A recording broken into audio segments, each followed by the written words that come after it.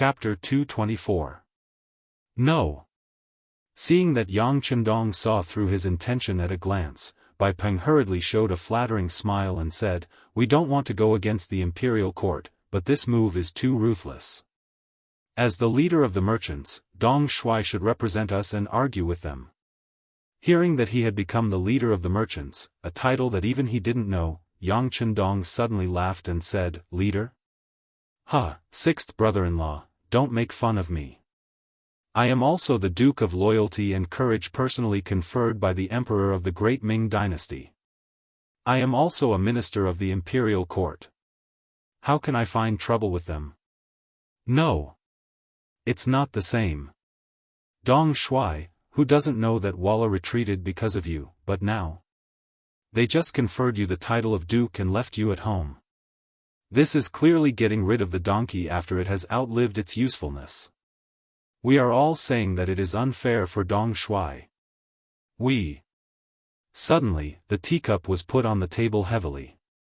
Enough. Yang Chendong's face suddenly turned cold, and he said in an icy voice, "Sixth brother-in-law, this duke saw that you are my brother-in-law, so I gave you face and listened to you. However, there are some things that cannot be discussed in private. Well, I am sleepy, please go back." Yang Chendong made a gesture of sending him off, and then without waiting for Bai Peng to say anything, he got up and walked to the bedroom in the backyard. It was obvious that Bai Peng was being used by someone to ask him to speak for the merchants.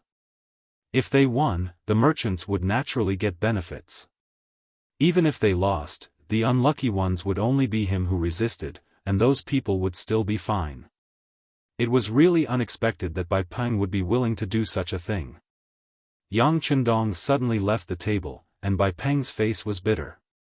Tiger's Mane, who was standing at the side, stretched out his hand and said politely, "Boss Bai, please."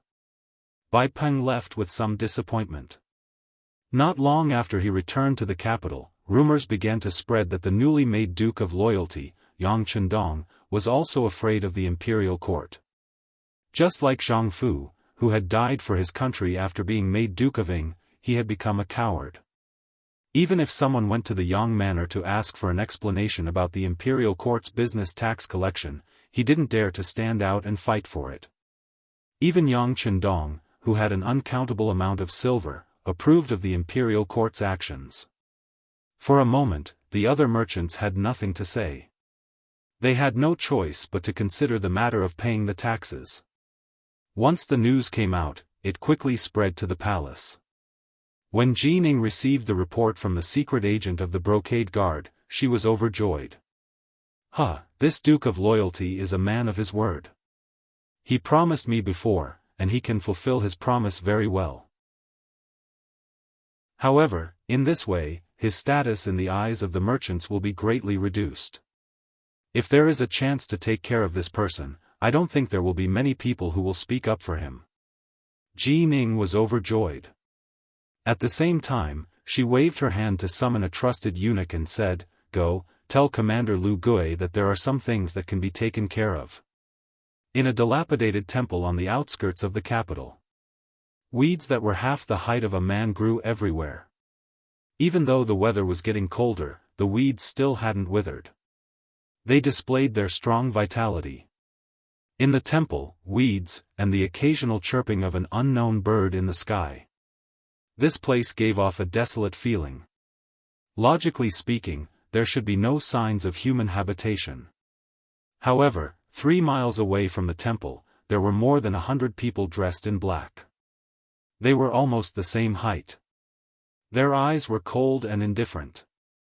They were like human-shaped machines, without the slightest hint of emotion. They were the East Faction Guards. Because it was located to the north of Dong and Gate, now East Faction Alley in the north of Wangfujing Street, it was named the East Faction Guards.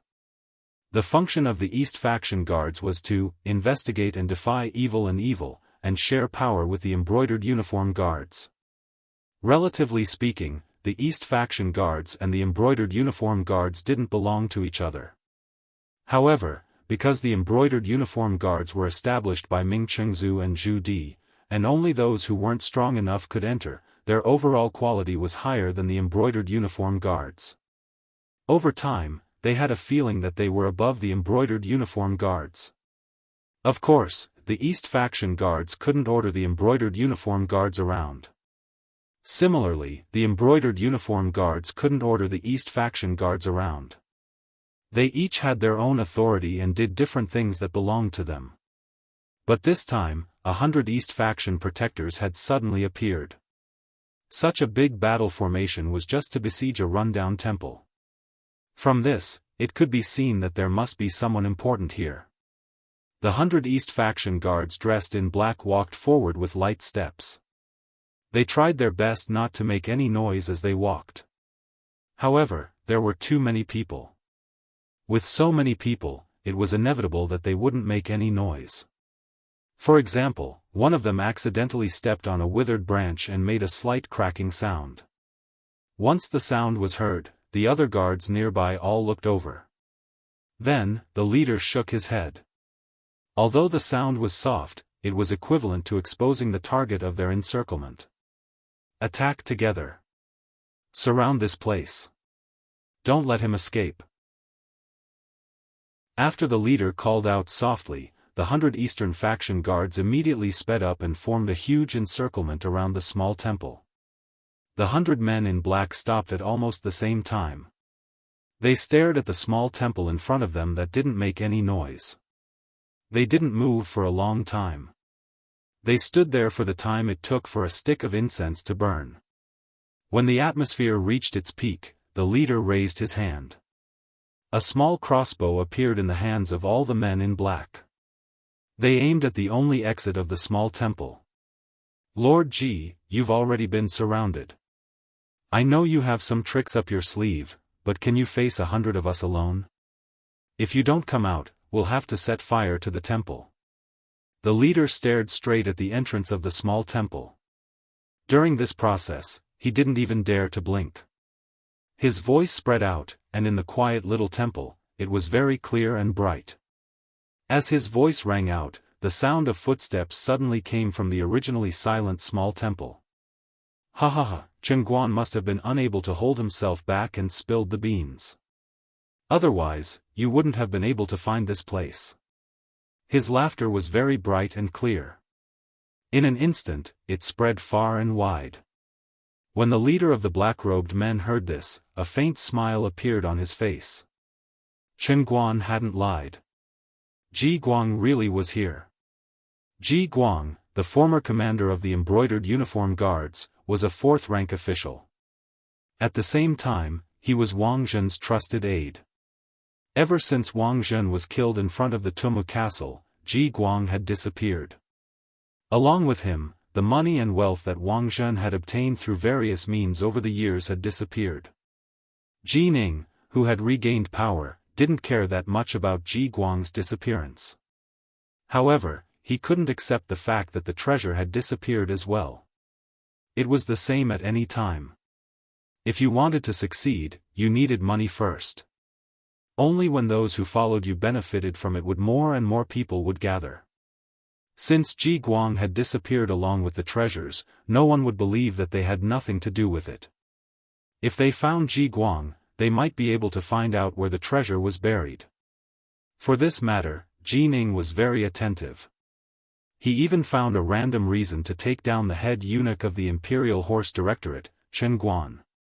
Chen Guan was also one of Wang Zhen's trusted aides. He was also in charge of the Imperial Horse Directorate, a weapon of mass destruction. When he saw Ji Ning, the head eunuch of the Ceremony Directorate, he rarely looked him in the eye. However, all of this ended with Wang Zhen's death and Ning Zong's defeat. Ji Ning made the right choice at the first moment and relied on Zhu Qiyu. Not long after, Zhu Qiyu ascended the throne and Ji Ning held great power. He also obtained the mission of reorganizing the embroidered uniform guards of the Eastern faction guards and the entire group of eunuchs from Zhu Qiyu. Once the power of the court was in his hands, all people submitted. Chen Guan was one of the eunuchs who changed his attitude very quickly. He immediately chose to pledge his loyalty to Ji Ning. Indeed, he disappeared from the list of eunuchs to be purged first. However, as Dai Zong's position became more and more stable, Jin Ying's power grew with each passing day. In the end, he was caught by Jin Ying. Chen Guan, who had been caught, couldn't understand. He had already offered up all his wealth and was only given a small courtyard in the capital. Why had he not been let go? However, only after entering the embroidered uniform guard's prison did he realize that he had been implicated. Jin Ying wanted to capture Ji Guang, but had no clues, so he had been brought here. When he had first entered the prison, Chen Guan had displayed a hint of stubbornness. He really hadn't said anything. This was how smart he was. He believed that if he said anything, it would mean his death. But when Jin Ying personally met with him in the prison, everything changed. Jin Ying promised that as long as Chen Guan told her where Ji Guang was hiding and he successfully found Wang Zhen's wealth, she would restore him to his position as head eunuch of the Imperial Horse Directorate. Not only would he be able to live, he would also be able to regain his lofty position and hold great power. Chen Guan had no choice but to seriously consider all of this. After an intense mental struggle, he finally revealed that Ji Guang might be hiding in a rundown temple on the outskirts of the capital. That place had originally been a secret meeting point. This was also one of Wang Zhen's cleverness. A crafty rabbit had 3 burrows. Wang Zhen had once worried that he would one day fall and be targeted, so he had a place to hide. The temple appeared to be in ruins, but it had actually been remodeled underground. Not only could it hide people, it had also prepared a lot of food. It could guarantee that one wouldn't have to worry about survival for a month or even longer. After receiving this news, the operation at the Eastern Faction headquarters took place. As expected, they found the former commander of the embroidered uniform guard, Ji Guang. Chapter 225. Ji Guang took the initiative to step forward. The East Faction protector walked forward and tied him up tightly. Regarding this, Ji Guang did not resist at all from beginning to end. Wang Zhen had put him in an important position, so he was very skilled. Usually, 5 or 6 big men would not be able to get close to him. However, this time, he was facing 100 East Faction protectors. If he had to fight, he would undoubtedly be looking for trouble. Moreover, Ji Guang had been hiding for a long time. Perhaps it would be a relief if someone found him. The small temple was searched carefully. However, other than some food and water, nothing else was found. In the end, only he was secretly brought to the imperial prison. When Jin Ying heard the news that Ji Guang had been captured, she came to the imperial prison. She saw Ji Guang, who seemed to be in a good mood, chatting with Chen Guan, who had surrendered. "Hee, the 2 of you, I didn't expect that the 3 of us would meet again here. Are you surprised?" Jin Ying said this because she was feeling emotional. In the past, when Wang Zhen was still around, they actually had many opportunities to meet. However, because their standpoints were different and Jin Ying's performance was very mediocre, it was difficult for her to be taken seriously. Chen Guan and Ji Guang did not speak. They did not know how to respond. Jin Ying did not mind. Instead, she continued to enlighten them. Perhaps this is how the affairs of the world change. Yesterday, you were high and mighty. Today, you may become a prisoner. Therefore, the most important thing is to enjoy the best time and recognize the situation. Your former master, Wang Zhen, is already dead. Perhaps he has already gone to hell. There is no need for you to follow him because there is still a bright future and good days ahead of you. How about it? Follow me. As long as you become my people, no one will make things difficult for you in the future. Jin Ying spoke in a bewitching tone. If others want to follow me, they have to think of many ways to achieve it. However, I have high hopes for the 2 of you. I am willing to take the initiative and give you a chance. As long as you tell me where Wang Zhen's treasures are hidden, you will naturally be reinstated. Isn't that the best? Of course, you can also choose not to say anything and continue to be loyal to your deceased former master. If that's the case, you won't have an easy life for the rest of your lives. I don't think there's a need for me to continue explaining to you what the imperial prison has to offer. If you want, you can have a taste of the 108 types of torture. Ha ha ha. Sticks and candy. Chen Guan's expression changed when he saw the two extreme techniques. Although Ji Guang didn't show anything on the surface, he was also conflicted in his heart. All of them had once held great power in their hands. It was precisely because of this that they had enjoyed wonderful things. Now that they had lost them, that feeling was the most painful. It had to be said that Jining understood people's weaknesses too well. After saying this, he didn't immediately force them to make a choice. Instead, he laughed and left. After he left, there were still people who served them good wine and dishes, treating them like VIPs. This was one of Jin Ying's methods. Using sugar-coated bullets to bombard these two people and let them see the beauty of life. This way, their will to die would become weaker and weaker, and in the end, they would be used by him. In the immortal abode of the capital, the emergency production of the War Walla play had already begun. Madame Shui and Madame Xiang had personally witnessed how Yang Chendong had killed all his enemies with a wave of his finger. Naturally, it was much easier to arrange the plot. That was why the plot could be arranged in such a short time and presented in front of everyone. Yang Chendong had defeated the powerful Walla army.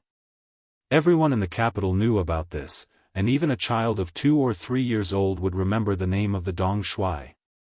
But as for the exact details, many people didn't know. Now that the play had been produced, everyone finally understood what had happened. Madame Shui and Madame Xiang had intentionally added in a few mythological elements, making the play even more entertaining and allowing even more people to understand the power and mystery of the Duke of Loyalty. With the play, the Immortal Abode, which had already been a difficult place to obtain, became even more popular. In order to catch a glimpse of the war god, some high officials and nobles even offered several times the market price just to get a seat. This flattery made Yang Chendong's limelight unparalleled for a while. Outside the Yang clan manor, an endless stream of young people came to join him every day. These people had come to join Yang Chendong after watching the war god battle Walla play. In their eyes, the Duke of Loyalty was a great hero.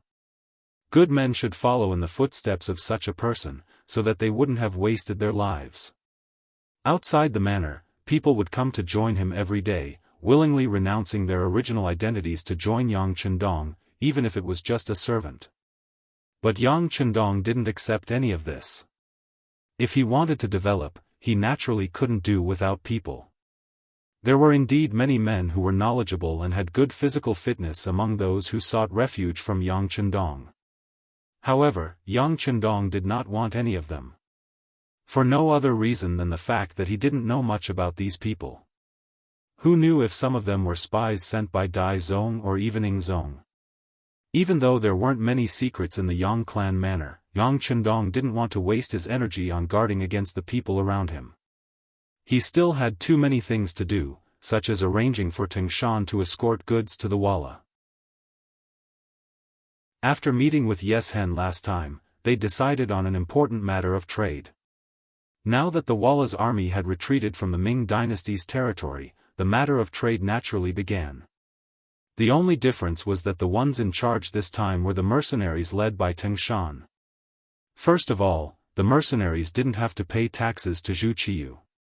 Even Jining and the others didn't have the guts to collect taxes, but the amount of money involved was still considerable. Second of all, not only did Tingshan want to trade with the Walla, but he also wanted to take the opportunity to observe the geography of the grasslands and draw a map. One day, when the battle was decided, all of this would be of great use. Thirdly, in order for the Yang faction's new army to become an invincible cavalry army, they would need more war horses. And if one wanted to buy and sell war horses, the grasslands were undoubtedly the cheapest and most reasonable. With these 3 points, Tingshan had already started to prepare for trade with the Walla. Since it was trade, the escorts had to be on the ground. The main thing was that the merchant caravan was large. And Yang Chendong was using the Bai clan's merchant caravan. Since the last time Bai Peng wanted to ask Yang Chendong to come forward on behalf of the merchants in the capital but failed to do so, the next day, Yang Qin, the sixth sister, brought her husband, Bai Peng, to Yang village to ask for forgiveness. Bai Peng had been drinking with the merchants and was picked up, so he volunteered to come to the Yang clan manor. However, Yang Chendong very calmly rejected him. After that, Bai Peng was naturally ridiculed by the merchants. When he returned home, he was seen by his wife, Yang Qin, and told her the whole story. When Yang Qin found out about the situation, she immediately infuriated her husband. This was the first time the virtuous Yang Qin had publicly questioned her husband. At that time, Bai Peng was naturally very angry. He was actually looked down upon by a woman, which made him feel like he had lost all face. However, after listening to his wife's words, he realized that he had been used. If he went to find Yang Chendong, he would be viewed as an enemy by the great Ming dynasty. This was a win-win situation. On the other hand, his friends who drank with him could be exempted from the tax and save a lot of money. Knowing that he had been used, and more importantly, he had offended the Duke of Loyalty, Bai Peng was filled with regret. The next morning, he came to the Yang clan manor with his wife. Since sixth sister had come forward, Yang Chendong had to meet her. Not only that, Yang Chendong also expressed his position and gave enough face to sixth sister and gave enough benefits to the Bai family. Yang Chendong said, "Sixth sister, sixth brother-in-law, as a merchant, you are protected by the country, so you should pay taxes to the country for your original interests. Otherwise, the country is unstable, how can you do stable business? So paying taxes is normal, and even necessary." It must be said that this was not Yang Chendong's noble character, but his sincere words. Not for other reasons, but because the merchants in Qiqian city had to pay taxes, and the tax paid was far higher than the ratio of 100 to 1, but within the range of 50 to 1, referring to the profit. Even so, there were still countless people who went to the newly established tax bureau to apply for a business license every day. So it could be seen that the benefits were still very big. Qiqian city was still too small, and the taxes of the merchants would not be of much use to the rapidly growing Yangxie faction. But in the long run, it was all worth it. Think about it. In the future, the territory that they occupy will increase, the population will increase, and there will be more businesses. At that time, the business tax will play a huge role. With such thoughts, how could he not support Zhu Qiyu's decision to collect taxes? At the very least, he had to let the people here get used to it first. As for himself, he had to pay what should be paid, and what he could avoid was best. No matter what, Bai Peng was his sixth brother-in-law, and more importantly, the Bai family had some status among the merchants in the capital. In order to build a strong system, or even a country, not only did they need an army that could fight tough battles, they also needed to recruit all kinds of talents. As such, Yang Chendong decided to pull in the Bai family. While sixth sister and sixth brother-in-law were here, he told them that the mercenaries wanted to trade with the Walla, and that they needed to hire a large merchant caravan. I've decided to recommend the Bai family's merchant caravan. Is there any problem? Chapter 226. Us? Can we? Bai Peng was very excited when he heard this. He even looked at his wife, Yang Qin, with a grateful expression. Normal merchants would not have the guts to trade with the Walla. It was rumored that the Walla were murderous people who would raise their sabers at the slightest disagreement. Doing business with them was like risking one's life to earn money. However, it depended on the person. The same thing was different when it came to the mercenaries. As the battle between the war god and the Walla spread throughout the capital, other than remembering the great hero, Yang Chendong, they also remembered the mercenaries. This was an army with few people but with advanced firearms. It was said that each of them could fight against 100 people. When they faced the Walla army, they could easily crush the enemy. There were also people who said that when Tumu was defeated, it was these mercenaries who saved Ingzong and the 9 important officials of the country. As the discussions became more and more intense, people started to worship the mercenaries blindly. It was as if this army was omnipotent. Now, it was these powerful mercenaries who wanted to do business with the Walla people. The Bai family was just hitching a ride. This was a great thing. Imagine, while transporting goods for the mercenaries, wouldn't the Bai family also be able to bring some goods to sell to the Walla people? How big of a market would that be? The more he thought about it, the more excited Bai Peng became. When he looked at Yang Chendong, his eyes were filled with gratitude. Alright, we're all family. There's no need to say any more words of thanks. This matter can be settled like this. As for the specific details, such as the amount of goods needed and the number of carriages needed, 6th brother-in-law can discuss it with my cousin Yang Fu. Yang Chendong had a confident smile on his face. As he spoke, he winked at his 6th sister, Yang Qin, with a mischievous look. Yang Qin was also amused by her little brother's performance. In fact, she was even happier. This was clearly her little brother helping the Bai clan. Alright, I'll have to thank 6th brother this time. I won't say anything else. In the future, the Bai clan will definitely follow 6th brother's lead in business. Yes, we're all family in the future. Our Bai clan will listen to Dong Shuai. Bai Peng also hurriedly expressed his stance. We're family, after all. Yang Chendong's face was full of smiles. He knew that with the help of the Bai clan, business would be much easier in the future. After his 6th sister and 6th brother-in-law left, Yang Chendong's mood became very good. However, everything was ruined because of a report sent from the bureau. According to the information provided by the bureau, Wang Zhen's trusted aide, Chen Guan, was first imprisoned by Jining for a random reason. Not long after, Wang Zhen's other trusted aide, Ji Guang, was also found in a dilapidated temple on the outskirts of the city. Now, both of them were imprisoned. An insider reported that Jining had just gone to the prison to meet the two of them.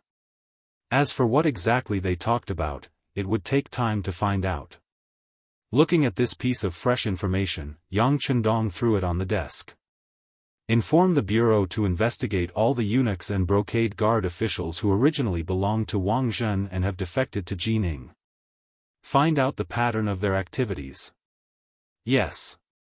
Tiger's Mane saw that the 6th young master seemed to be a little angry. He nodded in agreement and left. When there was no one else in the room, Yang Chendong looked at the report in his hand and gently shook his head.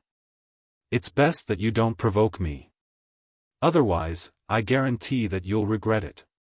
Yang Chendong had a premonition that once Jining grasped power, she would come to make trouble for him.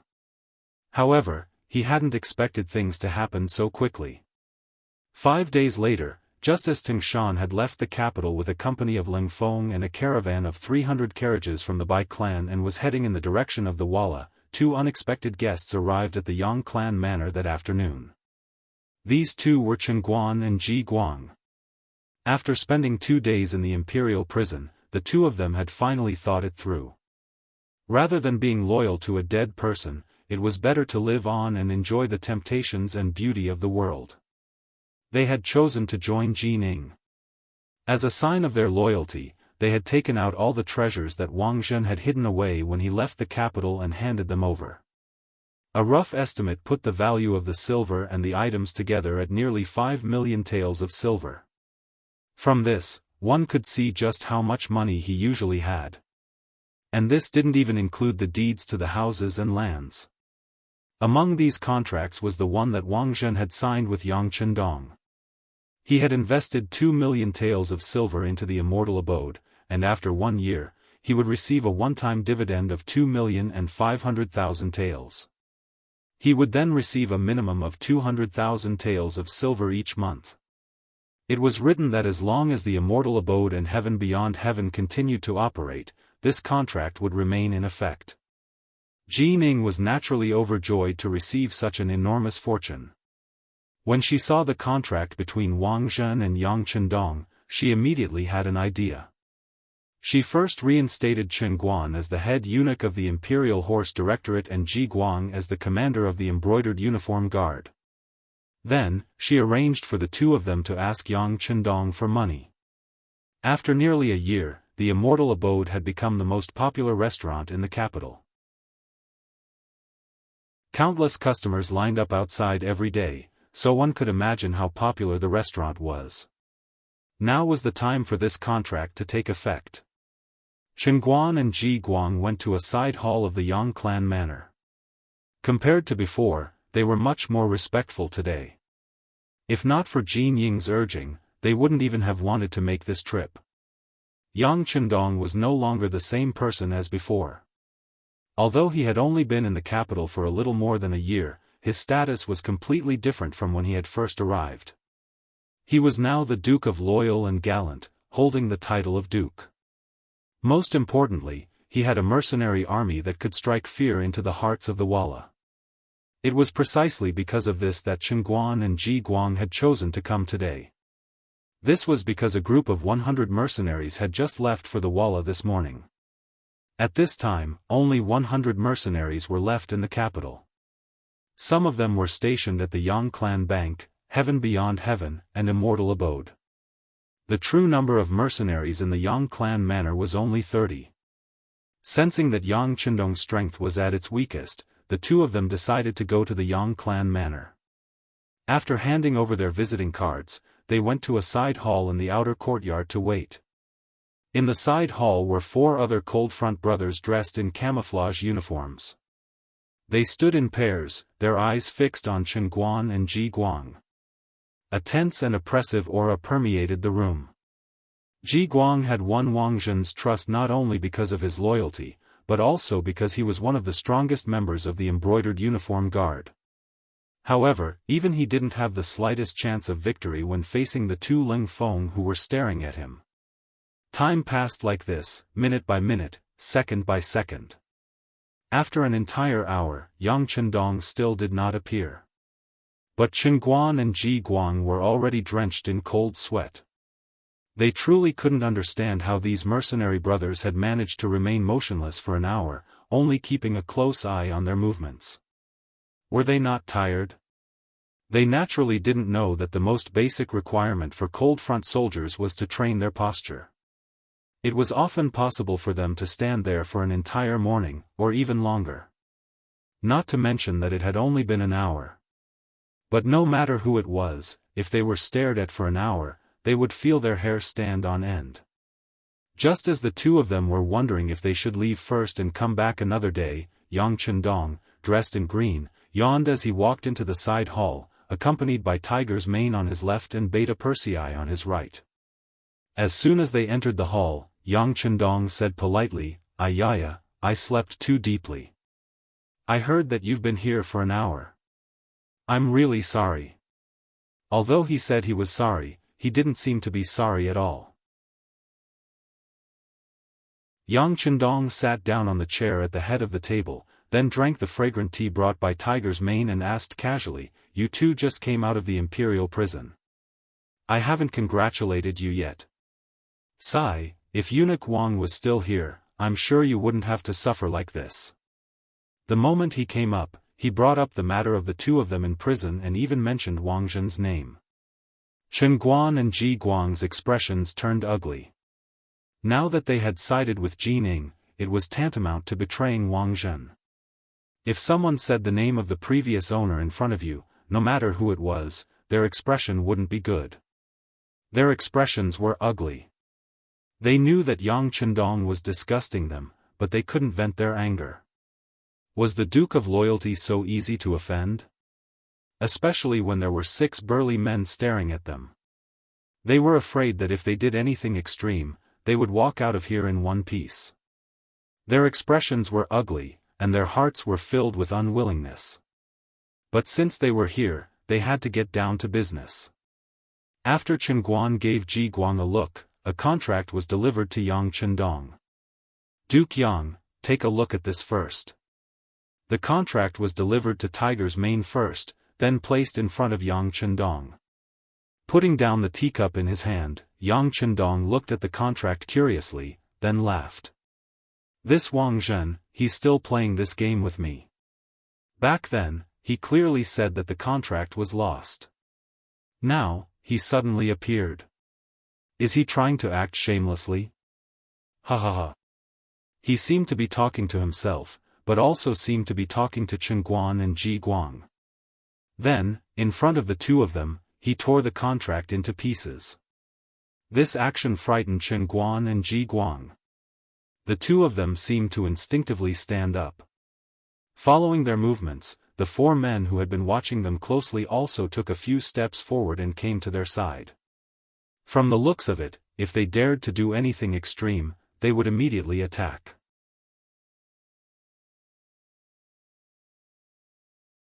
Chapter 227.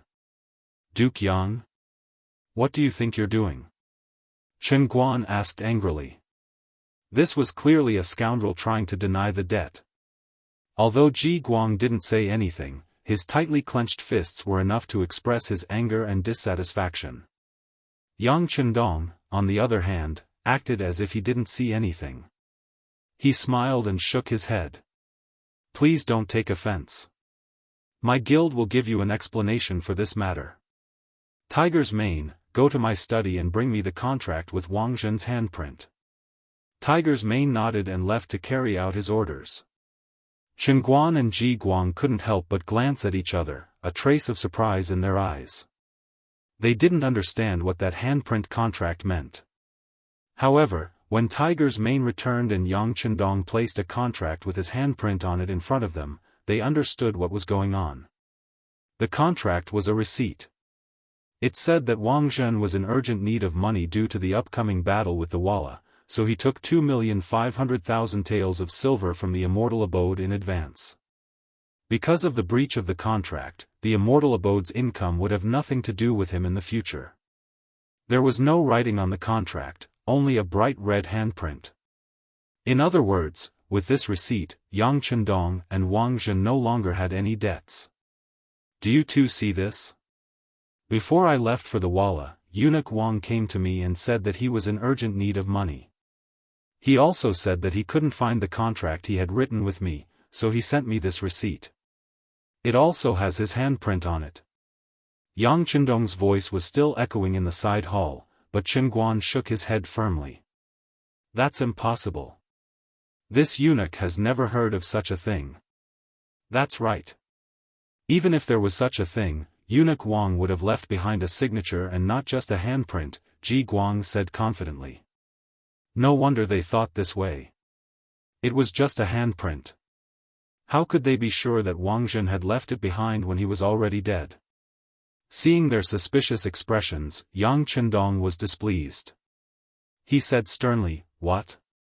Just because you haven't heard of it doesn't mean that it won't happen? As for why Eunuch Wang only pressed his fingerprint and didn't sign it, you should ask him. I'll say it again. I've already given the silver to Wang Zhen and the matter has long been settled. What's the meaning of you suddenly bringing out the original contract? Do you think I'm a pushover? If that's the case, you can go ahead and sue me." With an angry look, Yang Chendong suddenly stood up, flicked his sleeves, and left the side hall, accompanied by the burly Beta Persei. Sue? Chen Guan and Ji Guang were in the mood to curse. Even the contract had been completely torn apart. What could he use to sue? It was clear that Yang Chendong didn't want to return the money and made him feel wronged. Originally, he knew that the debt collection this time would not go smoothly. But now, it seemed that it was not only not going smoothly, it was simply looking for a nail to nail and asking for humiliation. As for Yang Chendong, he didn't have the slightest intention of putting them in his eyes. With their status, they would make people tremble wherever they went. Even if they went to the homes of important officials, they would be treated like distinguished guests. But when they came to the Yang Manor, they couldn't even enter the main hall. In the early Ming Dynasty, it was the Wuying Hall and Wenhua Hall who assisted the emperor in reviewing memorials and acted as advisors. The Ming dynasty's Emperor Zhu Di also allowed the cabinet officials to participate in government affairs, but they were not allowed to control the officials. Starting from Mingren sect's Zhu Gaoqi, he used the 6 ministers directly under him. Because of Yang Chendong, now that there were 2 emperors ruling together, the court officials were scattered, causing the cabinet to be severely lacking in personnel. Zhu Qizhen of the Ying sect and Zhu Qiyu of the Dai sect had simply abandoned the cabinet and placed important positions in the 6 ministries and the group of eunuchs. This was a place that was different from history. But because of this, the power of the eunuch group became more and more important. But even so, in front of Yang Chendong, they were still repeatedly rebuffed. Even now, they lacked basic respect. Just like now, after waiting for Yang Chendong to leave the side hall, Tiger's Mane looked at Chen Guan and Ji Guang angrily and said, "The 2 of you, please." Preposterous.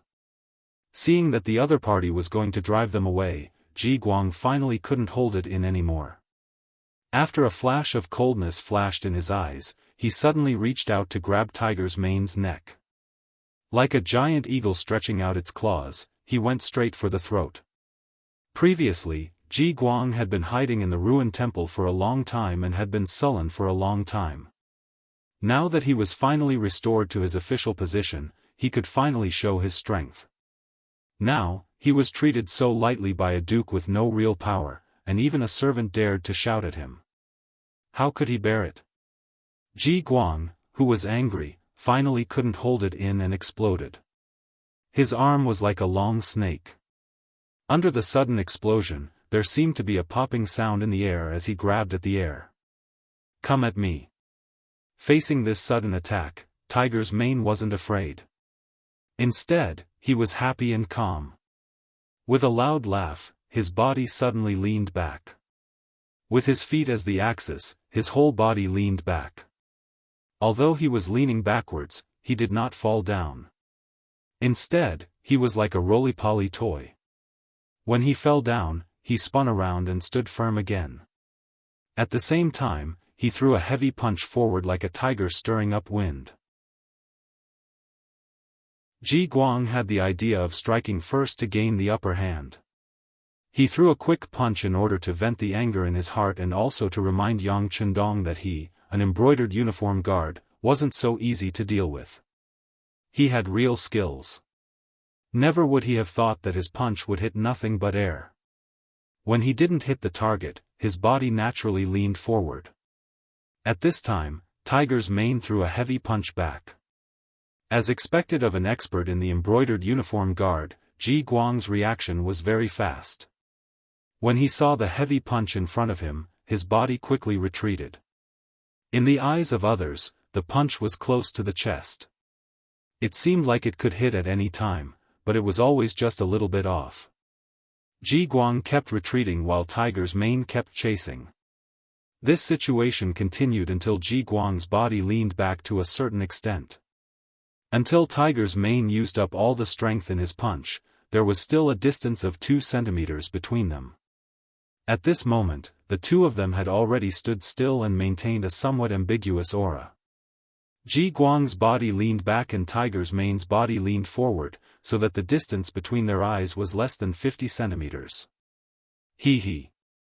It seemed like the fight had ended.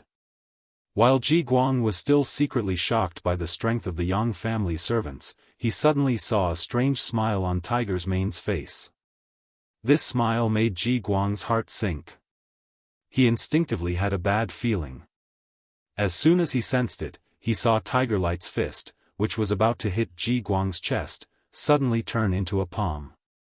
At the same time, it lengthened by 2 centimeters and stabbed into Ji Guang's heart like a sharp blade. Ji Guang suddenly felt a sharp pain. Then, the pain became stronger and stronger until his whole body bent into the shape of a prawn. He was completely tangled up. "You let me win, you let me win." In this exchange, Ji Guang suffered a great loss. He retreated, his face extremely pale.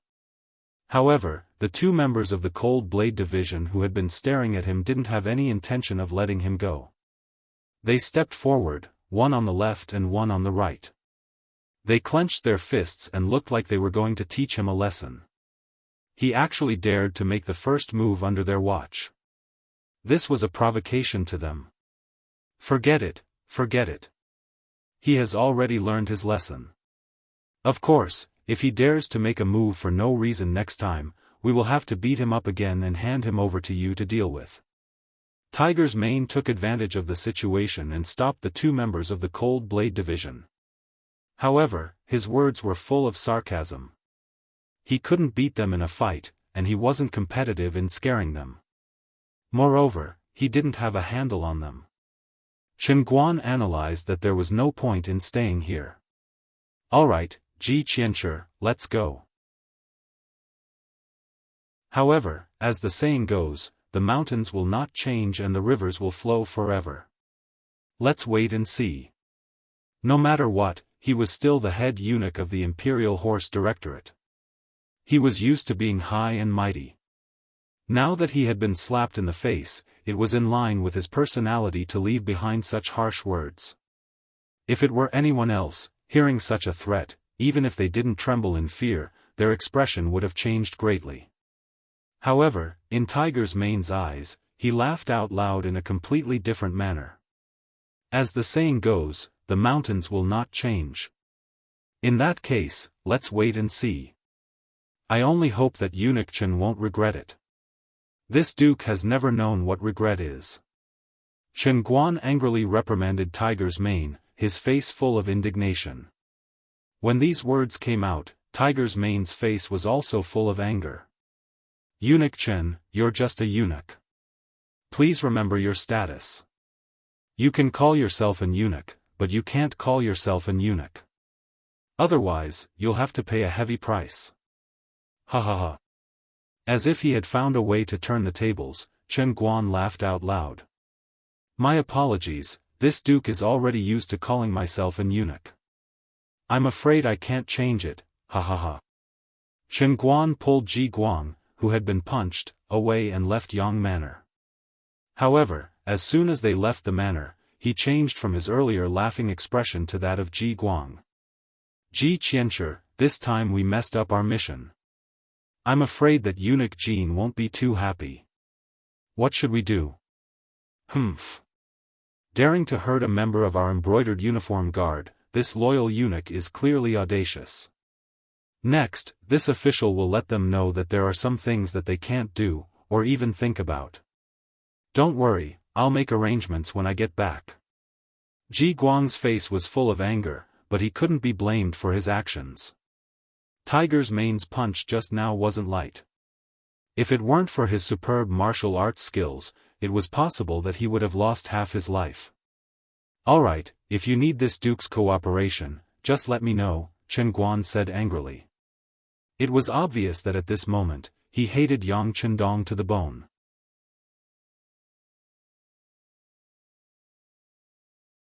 Chapter 228. Yang Manor. Tiger's Mane came to Yang Chendong's study and recounted what had just happened, as well as the harsh words Chen Guan had said before he left. Young master, they're too arrogant. I really regret that I only used 60% of my strength in that punch. I should have used more strength and left Ji Guang here. Sigh. Yang Chendong shook his head. No matter what, the other party is still the commander of the Brocade Guards, a dignified fourth-rank official. If we kill him here, it'll be hard to explain to the outside world. But they've already left Yang Manor, humph. Yang Chendong, who looked displeased, snorted coldly. Walla had just retreated not long ago and had just reached an agreement with Jining. The two of them had not interfered with each other's business. Who would have thought that he would come looking for trouble so soon? This time, it was true that he wanted the silver, but more importantly, he wanted to test his reaction. Since that was the case, he couldn't disappoint. Didn't you want to see my reaction? Then I'll let you know what the consequences of offending Yang Manor are. Tiger's Mane, make the arrangements immediately and act according to the plan. But remember, you have to act appropriately. You can't kill anyone. You have to let some people know what it means to live a life worse than death. Yang Chendong gave the order, and Tiger's Mane's eyes immediately lit up. Please rest assured, young master. I'll go inform them and make the arrangements personally. After saying this, Tiger's Mane turned to leave, but unfortunately, Yang Chendong's voice came from behind him. You don't have to go. Arrange for someone to inform Yang San. It'll be a good opportunity to test the actual combat ability of the newly established operation team of your security bureau. Oh right, after you're done, tell the people in the manor that in an hour, this young master will take the ladies to Chicken Crow Mountain for a tour. You and Beta Persei can't be absent. Yang Chendong naturally knew that Tiger's Mane wanted to do it himself. He could understand this feeling, but now was not the time to turn hostile. An appropriate warning was fine, but he still understood the principle of overdoing it. At the very least, the people who are always around him must be cleared of suspicion during the operation. Tiger's Mane's face, which was originally full of excitement, immediately turned bitter. He knew that the possibility of warming up was gone. However, since this was an order from the young master, he naturally wouldn't go against it. He lowered his head and complied. An hour later, Yang Chendong brought Hu Yen and Xiao Yin, as well as a platoon of Lingfeng brothers, as well as Chiu V's first squad, and headed straight for Chicken Crow Mountain. On this trip, there were more than 10 carriages loaded with goods. It could be seen that Yang Chendong was prepared to stay for a while. In the capital, Deputy Bureau Chief Yang San received an order from the Yang family manor. Beside him stood the captain of the Ghost Sniper Squad, Bai Zhua, and an unfamiliar man with cold eyes. Ha ha ha, the young master is finally going to make a move. This is our Ghost Sniper Squad's chance to show off. After receiving the order, Bai Zhua's face lit up with joy. He seemed to have seen another addition to his list of achievements. However, as the person directly carrying out the order, Yang San didn't show anything on his face. He also ignored Bai Zhua's excitement. Instead, he looked at the unfamiliar man and said, Captain Tai, what do you think? Captain Tai, full name Tai Hu, was the captain of Yang Xie's new army, the Wolf Fang Special Forces. The Wolf Fang Special Forces was a special squad formed under the special request of Yang Chendong. They were used to carry out any special tasks. There weren't many of them, only 20 of them. However, every one of them was carefully selected from the elite members of the Cold Vanguard. They were capable, well-equipped, agile, well-trained, and strong in combat. Regardless of whether it was reconnaissance, assassination, camouflage, or firearms, they were all very skilled. Such a squad was also one of Yang Chendong's trump cards. If the Ghost Sniper Squad was said to be able to take people's lives from a distance, then the Wolf Fang Special Forces was the trump card in close combat. Yang Chendong, who had exposed some of his strength, had already given an order to Qiqian City to let the Wolf Fang Special Forces rush to the capital.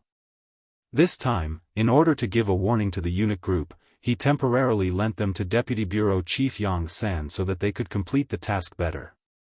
As soon as they arrived, they were temporarily assigned to the operation team of the Security Bureau. According to Yang Chendong's intention, they would be separated after training more outstanding talents.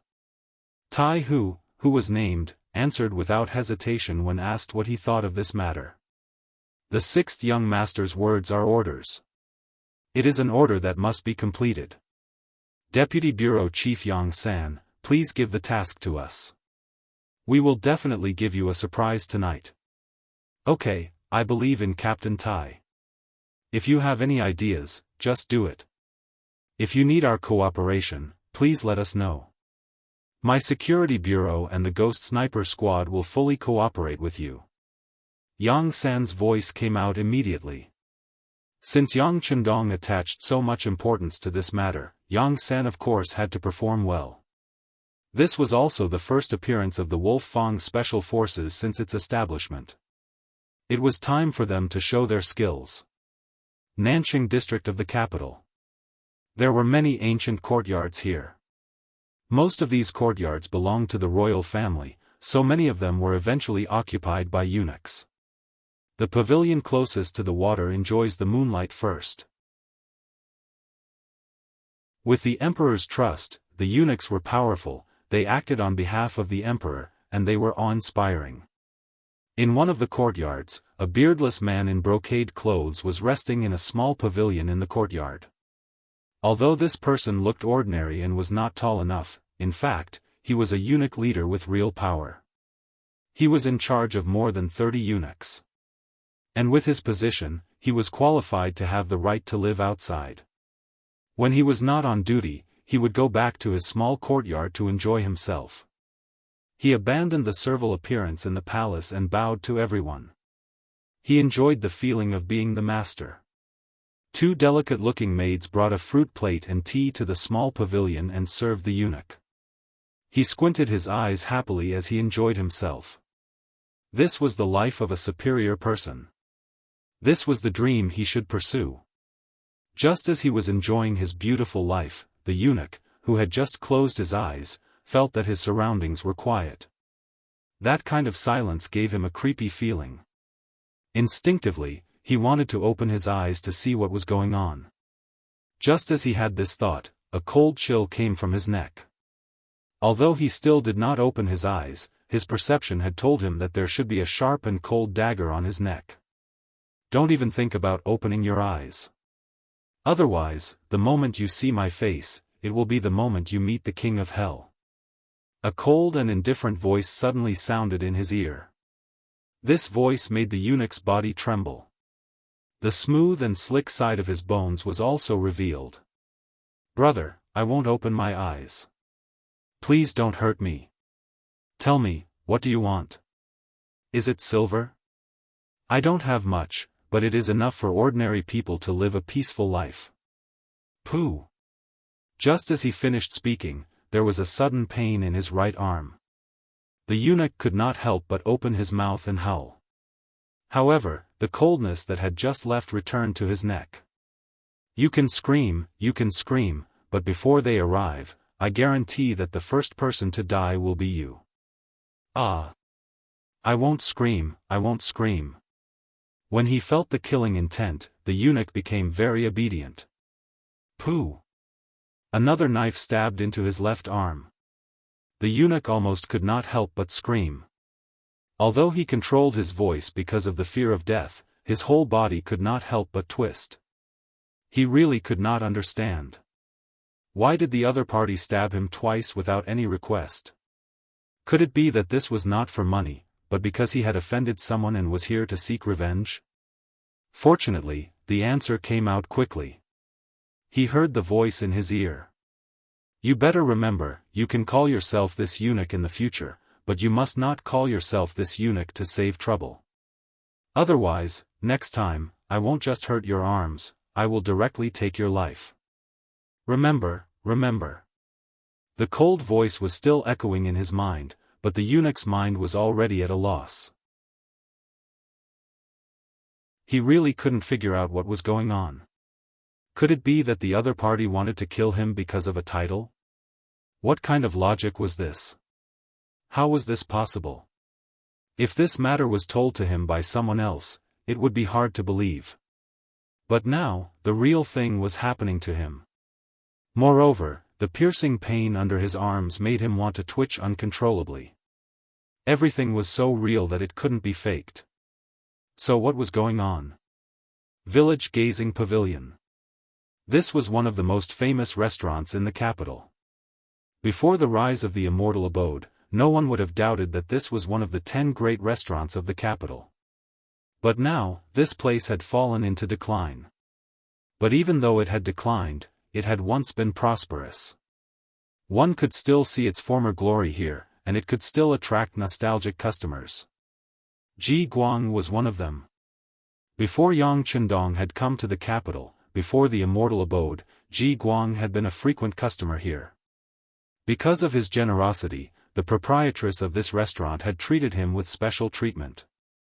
But because this woman already had a man, Ji Guang did not do anything excessive out of respect for the sake of morality and etiquette. Until recently. It was rumored that the Walla's army might break into the capital, and business there was already difficult. The proprietress of the village gazing pavilion left for Nanjing, but his wife did not. In her words, the village gazing pavilion was her life. Even if she had to die, she would die here. Their opinions differed, and the result was a peaceful divorce. The woman bought the village gazing pavilion with silver and kept it.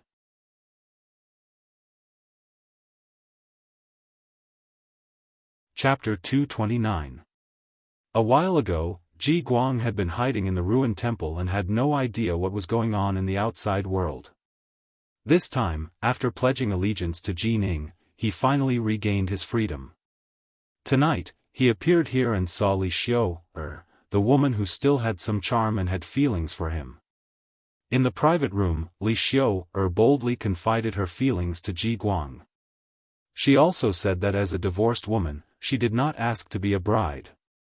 As long as Ji Guang was willing to come and see her often, she would be satisfied. This kind of attitude and idea of being a mistress was very advanced in this era. It also made Ji Guang very touched. However, he did not immediately agree.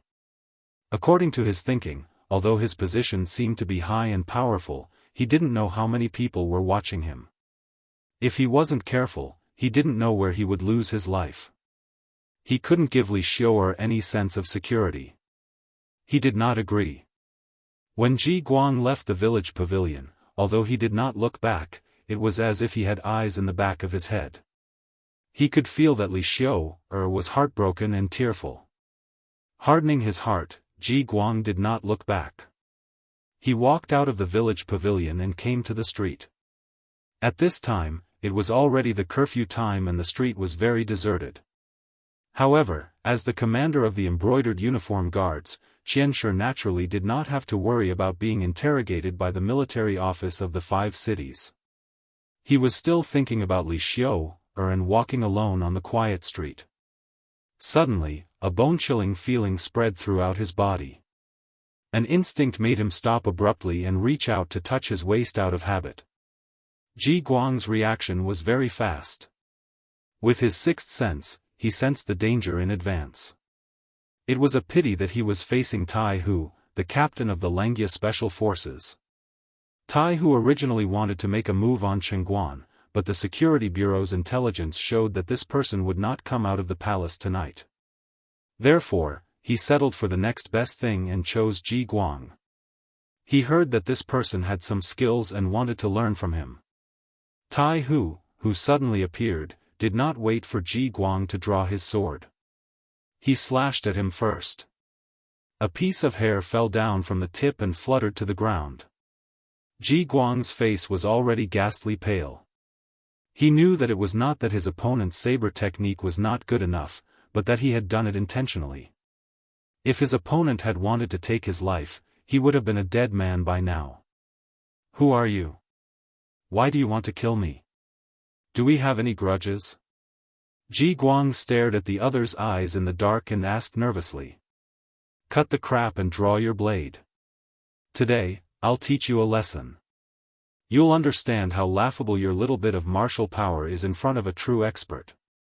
Tai Hu had no intention of revealing his identity. Today, not only did he want to hurt Ji Guang and make him pay for what he did during the day, he also wanted to instill fear in his heart so that he would never dare to go against the 6th young master again. Ji Guang was also an experienced and knowledgeable person who had experienced many trials of life and death. Naturally, he could tell that the other party had no intention of talking nonsense with him. Confident in his saber skills, he drew his saber with a clang and pointed it at Tai Hu. Alright, let this official see just how strong you are. Humph. Ignorant. Seeing Ji Guang draw his saber, Tai Hu's eyes flashed with contempt. He was one of the earliest members of the Cold Front. Because of his ruthlessness and decisiveness, he was admired by Yang Chendong and was given a saber technique for close combat. This saber technique was not flashy, but every move was fatal. It was originally the result of Yang Chendong's countless experiences of life and death. It was fine if he did not make a move, but when he did, it was a saber technique that could kill with a single strike. Because of this, when the first batch of Lingfeng graduates graduated, Tai Hu even received an extra triangular stiletto made of titanium compared to the others. This stiletto could cut through iron like mud. In Tai Hu's hands, it was like a tiger that had grown wings. He did not believe that there was anyone who could be his opponent in close combat. Now that Ji Guang had drawn his embroidered spring saber, he naturally did not fear him in the slightest. He even had enough confidence. After saying that he was ignorant, Tai Hu moved. He swept towards Ji Guang like a gust of wind. Ji Guang also moved, but he adopted a conservative defensive strategy. Before he figured out the tricks and details of the person in front of him, he decided to use defense instead of offense, looking for the most suitable opportunity. In the past, when faced with a sneak attack, Ji Guang also did the same. Moreover, he had succeeded. Who knew how many people had fallen in front of him, and he had found an opportunity to kill them instead. But this time, although he was full of confidence, he was destined to be disappointed. This was because the moment the military knife and embroidered spring saber collided with each other, the saber's body was split into two after the collision. By the time Ji Guang reacted, he felt a sharp pain on his left leg. There was already a deep cut there. Ji Guang did not know that this was because Yang Chendong had given the order not to kill anyone. Otherwise, if Tai Hu had changed the cut to a stiletto, a wound that could not be stopped would have appeared. Then, even if he did not die now, it would not be long before he died because of the incessant bleeding. With just one move, Ji Guang was defeated. His left leg was trembling because of the flowing force, and he could not even stand steadily. How could he dare to think about winning? After Tai Hu succeeded in one move, he put away the triangular stiletto that was covered in white light. Then, he turned and left without saying another word. Sometimes, when facing smart people, if you had to tell them your purpose, it would be an insult to their intelligence. Tai Hu left. Just like when he came, he suddenly appeared, and when he left, he suddenly disappeared. When he was sure that there was no killing intent in the surroundings and no danger, Ji Guang's left leg went soft, and he half knelt on the ground with a plop. Even though Ji Guang had experienced life and death, he was still covered in cold sweat. Tai Hu was the only expert he had met in his life, and he took his life in one move. Now that he thought about it, no matter how he thought about it, it was terrifying. When he raised his head again, he realized that there was still candlelight in the village pavilion. At this moment, Ji Guang suddenly felt old and tired.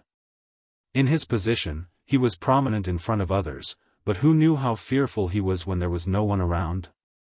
He, who had just experienced a life and death situation, wanted to have a good rest. The village gazing pavilion seemed to be his final resting place. Ji Guang dragged his bleeding leg and slowly walked towards the village gazing house. Then, he gently knocked on the door, which was so loud in the quiet street. Ji Guang was just an abbreviation. On this night, more than 10 eunuchs with official positions who were taking shifts outside the palace were dealt with in various ways.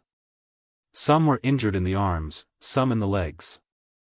Some even had their hair shaved off in their sleep without knowing it. This was Yang Chendong's warning.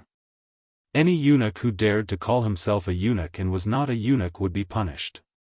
The first time was a warning, but whether or not the next time would be to take someone's life, no one would know. The next morning, Chen Guan followed the plan he had discussed with Ji Guang the day before and prepared to call for a meeting. He called a few eunuch leaders here to discuss how to suppress Yang Chendong.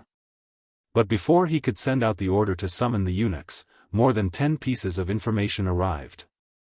By the time all the information was delivered to him, Chen Guan was already drenched in cold sweat. He hadn't expected that someone would move even faster than him. How did they do it? Yesterday, the 10-odd eunuchs who were taking shifts outside the palace were living in different parts of the capital, doing different things, but they were all suddenly attacked. What did this mean? It meant that a large net had been watching them for a long time, and they were just waiting for the right time to strike. If it hadn't happened, even Chen Guan wouldn't have believed it. He had thought about the consequences of offending Yang Chendong and made some preparations, but now it seemed that if the other party really wanted to kill him, it wouldn't be difficult. When a person felt that their life was in the hands of others at any time, it was a very bad feeling. Chen Guan was like this now. He didn't want to call for a meeting, but when he found out about Ji Guang's whereabouts, he went straight to village pavilion. Ji Guang was one of the top experts in the embroidered uniform guards, and he had personally experienced the feeling of being attacked last night. It was probably the most direct and effective to ask him how he felt. When Chen Guan brought a group of trusted aides to village pavilion, Ji Guang was resting in bed in Li Xiuer's boudoir upstairs. But no matter how one looked at Li Xiuer, she was glowing, giving people the feeling of a new life. No one knew that last night, Ji Guang had thought it through and wanted Li Xiuer, and the two of them were officially together. At this moment, Chen Guan rushed over, and all he got was Ji Guang's dissuasion. Chen Guan rushed into village pavilion with a group of embroidered uniform guards, giving Li Xiuer a fright. Fortunately, Ji Guang took her hand in time and squeezed it gently to comfort her. His eyes were full of gentleness when he looked at Li Xiuer, but when he looked up and saw the other embroidered uniform guards in flying suits rushing in, his expression didn't look good at all. "All of you, leave first." The group of embroidered uniform guards looked at Chen Guan hesitantly, not knowing what to do. They were here to protect Eunuch Chen. If they left like this and something really happened, they were afraid that none of them would have a good ending. "With Ji Qianxia here, you all can leave for now." Chen Guan saw Ji Guang's displeasure and thought that this person's skills were extraordinary, so he nodded in agreement. The group of embroidered uniform guards left the room, and Ji Guang said to Li Xiuer affectionately, "Yes hen, leave for now. I have something to say to this lord." "Okay, but don't stand up. The wound on your leg has just stopped bleeding." Li Xiuer nodded obediently, but a trace of worry still appeared on her face.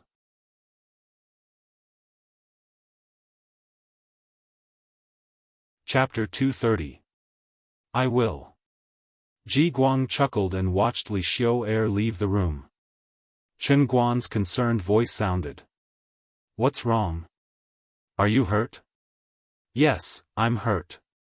The other party didn't intend to take my life. Otherwise, I'm afraid I would have died last night." Speaking of this, Ji Guang's mood was very calm, as if he was narrating something that had nothing to do with him. But these words were so deafening in Chen Guan's ears. "Who did it? Even you are no match for them?" "Yes, I'm not that person's opponent. Even if I was on guard, even if I brought a few subordinates, he could still easily kill me."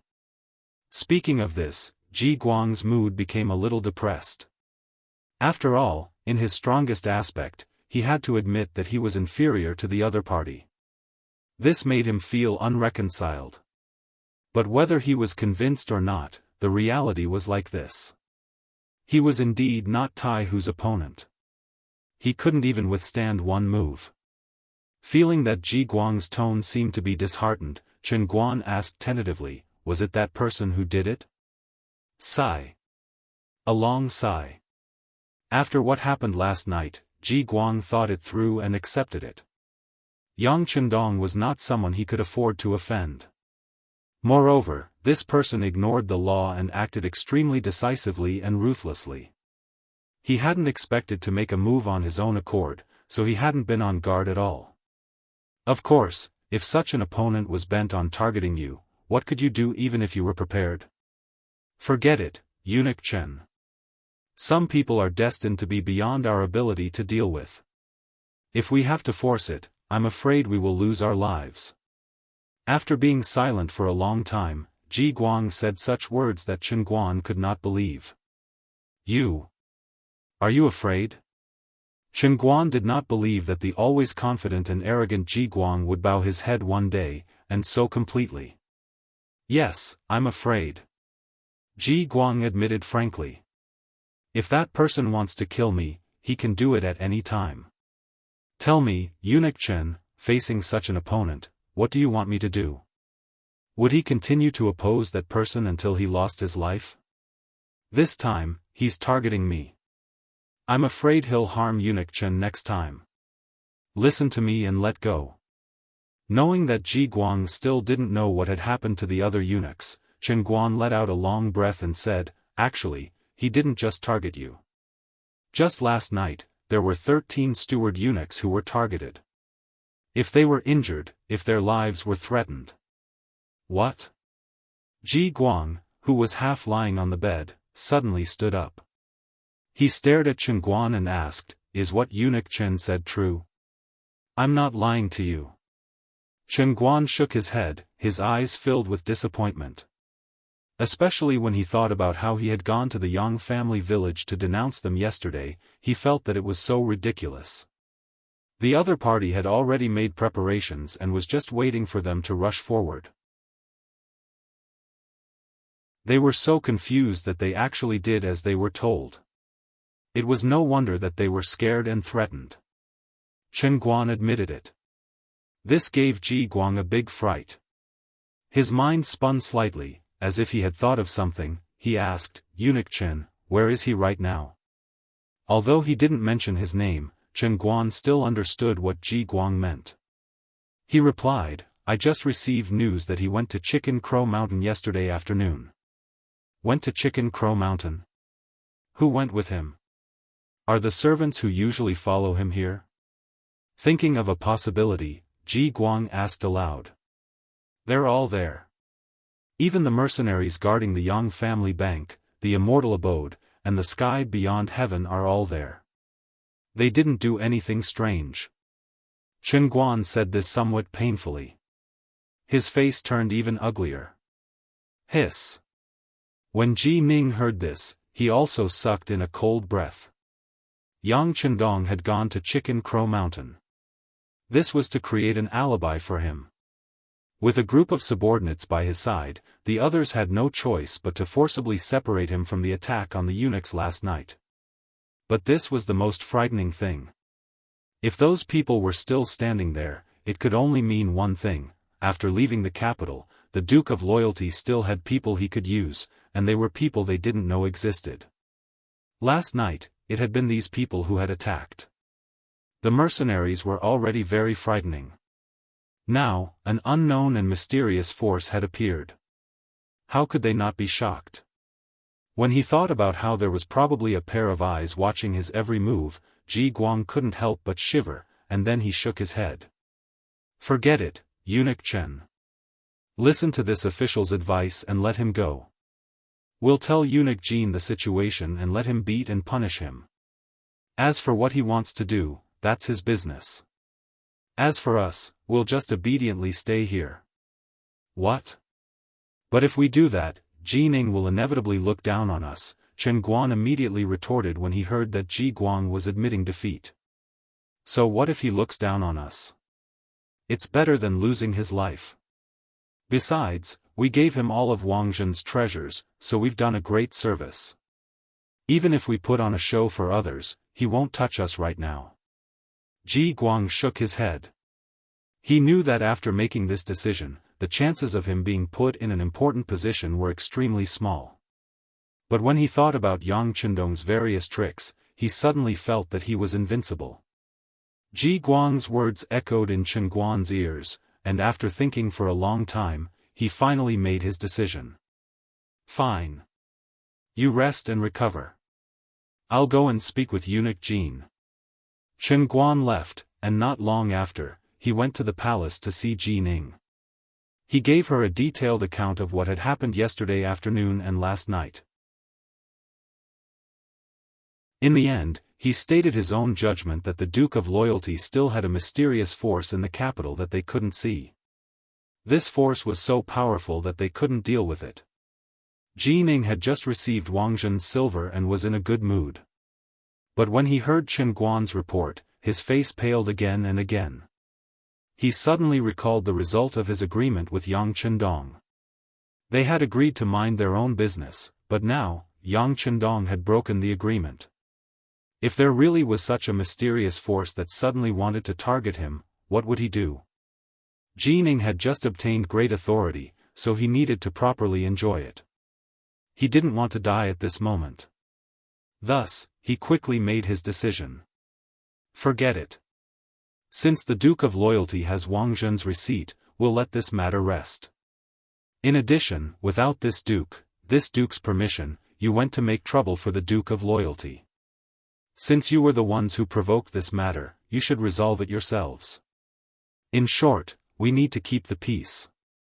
I don't want to see anyone injured or even killed because of this. Jining shamelessly pushed all the blame onto Chen Guan and Ji Guang, choosing to stay out of the matter.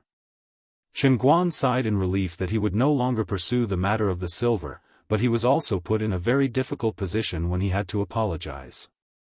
Eunuch Jin, is the Duke of Loyalty at Chicken Crow Mountain? Should we wait for him to come back? There's no need to wait. Some things should be resolved as soon as possible. How about this, you and Ji Guang immediately go to Chicken Crow Mountain. You must have a good attitude and be sincere. Do you understand? Jining didn't want any accidents to happen when he left the palace, so he wanted to resolve the matter as soon as possible. Chen Guan left with a disheartened expression. After he left, there was a ban in the palace that spread among the group of eunuchs. In the future, no matter which eunuch they were, they had to address themselves as this duke, instead of this duke. Otherwise, they would have to bear the consequences. Chicken Crow Mountain. It was the end of autumn, and early winter was about to arrive. The leaves on the mountain were beginning to turn yellow, giving people a very bleak feeling. However, this didn't stop Hu Yan and Xiao Yin's interest. They arranged for people to bring out the meat skewers and all kinds of food that they had brought. Then, they lit a fire, causing the air in the area to become much warmer. In response, Yang Chendong watched from the side without any intention of interfering. He liked to see his women happy. In his opinion, this was one of the goals he pursued. If he wanted the people to be happy, he first had to let his family be happy. Then, it would be the happiness of the entire Han people. With the experience from last time, Hu Yan and Xiao Yin were able to command the troops in an orderly manner. Yang Chendong didn't have to do any skewers like last time. He only needed to sit and enjoy the success. When the sky slowly darkened, the bonfire lit up the sky. Hu Yan and Xiao Yin had also prepared everything. Just as they were about to call Lu Lang to enjoy with them, Tiger's Mane walked over. Young master, Chen Guan and Ji Guang are here. So fast? Yang Chendong, who had been prepared for this, was still somewhat curious when he heard that the two had rushed over in just a little more than a day. Yes, there are also 30 embroidered uniform guards. Among them, Ji Guang was carried over. Tiger's Mane continued to explain the situation. Let them wait outside. This young master will go and see them in a while. Yang Chendong casually waved his hand. Since they had done something wrong, they should have the attitude of admitting their mistakes. Leaving them out for a while was just training. After sending away Tiger's Mane, Yang Chendong followed Hu Yan and Xiao Yin to the bonfire. Everyone was waiting for them here. Outside, a few members of Cold Front were closely watching Chen Guan and Ji Guang's group. They had already been waiting here for nearly 2 hours. The weather at this time would become cold at night. The two of them didn't bring any warm clothing, so they felt a little cold. However, they could only endure it. This time, they were here to admit their mistakes. They weren't here to collect debts like yesterday.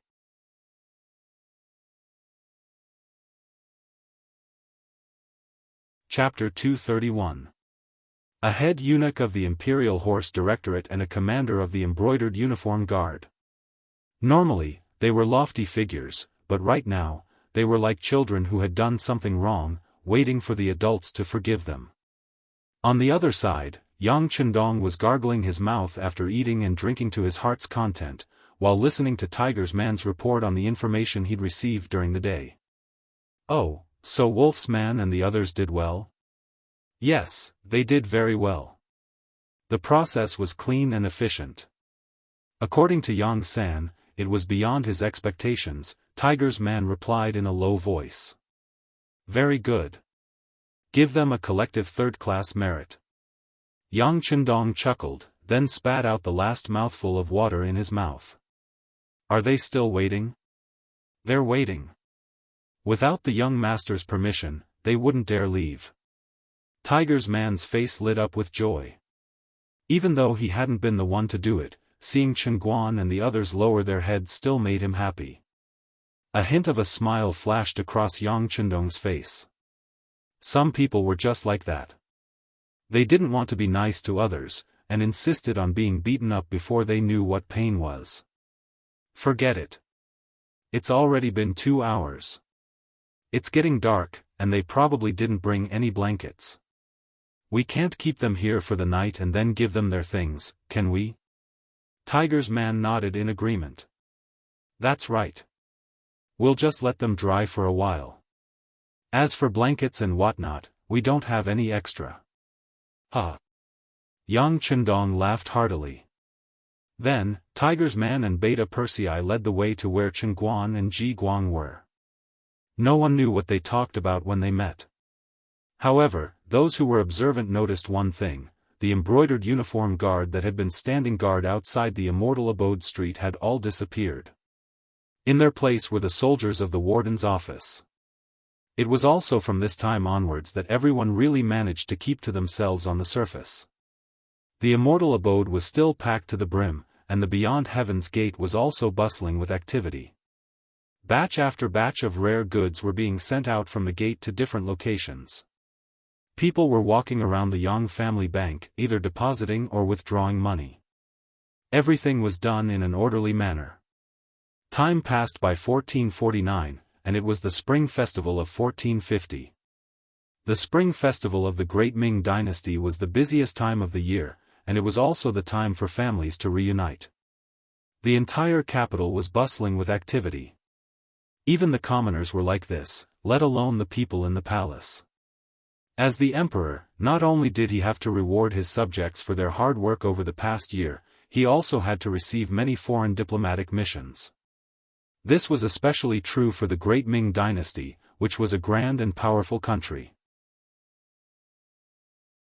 There were many vassal states and countries that didn't want to be conquered. Every year during the new year, they would send envoys to pay tribute to show their submission or respect. This year was also Zhu Qiu's first time as emperor. In order to show their respect, the diplomatic missions from many countries were much larger than in previous years. For a period of time, it was common to see people in strange attire in the capital. The population of the capital was rapidly increasing, and the number of consumers was increasing by the day. The business of the merchants was getting better and better, and more shops were opening. The shops that Yang Chendong had bought at a low price were rented out. Even though the prices were a little higher, they were still in short supply, allowing him to make a small profit. The capital began to prosper once more. This was the scene of a peaceful era. Places like the Immortal Abode, which were usually bustling with activity, were now even more difficult to find. This was especially true after the drama of the war between the war god and the Walla, which attracted even more praise. Anyone who saw this drama felt their blood boil, and even after leaving the Immortal Abode, they were still talking about it. At this time, it was time for Dai Zong to summon soldiers, and because of this, many people were seeking to join him. The Great Ming's military was primarily supported by military households. The so-called military households were born soldiers. Your father was a soldier.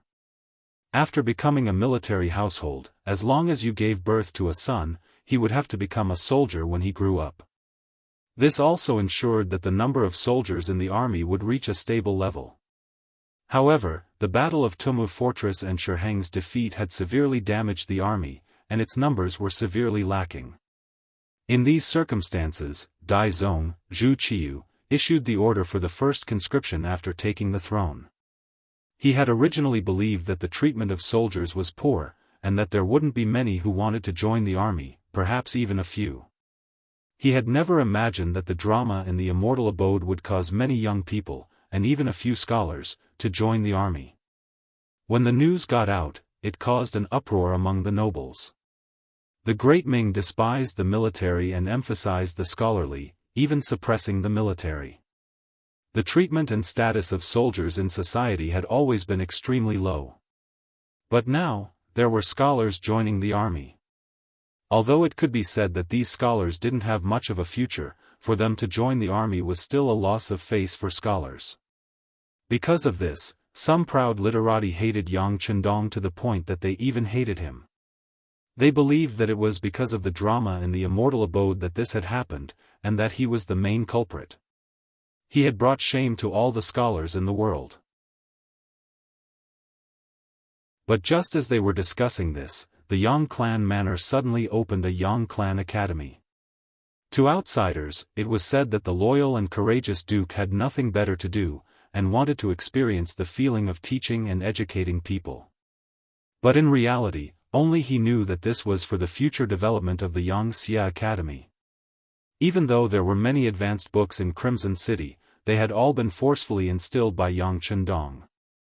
Without coming into contact with them, seeing them, or even understanding the principles behind them, it was difficult for them to make any progress.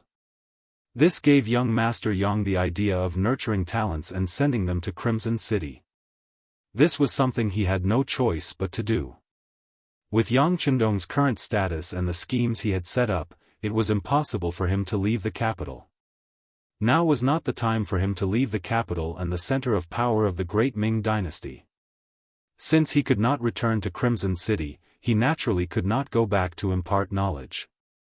His only choice was to find talents in the capital and impart knowledge to them. With the scholars joining the army and the sudden opening of the Yang Clan Academy, the Yang Clan Manor instantly became the focus of all the scholars' condemnation. Some people even dug up Yang Chendong's history, claiming that he had only been an elementary scholar and that even his status as a high scholar had been bestowed upon him by Emperor Ing. Perhaps he had some literary talent, knew how to do business, and even knew a little about the art of war. But when it came to opening an academy, he was far too lacking. One had to know that those who were able to open an academy had to have sufficient knowledge to do so. It was not something that could be done by a random brat. There were many voices of opposition. Similarly, there were many supporters. Because of Yang Chendong, many of his books were published, and he was hailed as the #1 prodigy of the younger generation. In addition, he had composed many new songs, earning him the title of Eastern Commander. He had saved Emperor Ing, defeated Walla, and protected the position of Emperor Dai. This caused his fame to soar, and he had many admirers in the army. How could such a person lack supporters? If this was in the future, Yang Chendong could probably create a Weibo account and have tens of millions of fans in just a few minutes. There were supporters, but there were also opponents. The matter became more and more serious. Eventually, the matter reached the imperial court and reached Zhu Qiyu, the acting sect master. Zhu Qizhen had some headaches about Yang Chendong. Although this person was an official, due to his young age, he didn't seem to have the awareness of being an official. He had once been conferred the title of General of Agile Cavalry, which was equivalent to a second-rank official, but he had never attended the royal court. It was even very difficult for him, the emperor, to see him. In his own words, he was still young and too playful. He would talk about politics in the royal court later. Given that Yang Chendong's actions were always unexpected, Zhu Qiyu agreed to his request. After all, he was also worried that this person would cause trouble today and tomorrow, causing headaches. However, he didn't expect that even if he didn't enter the royal court, he would still be able to cause trouble. It was like setting up a Yang family academy.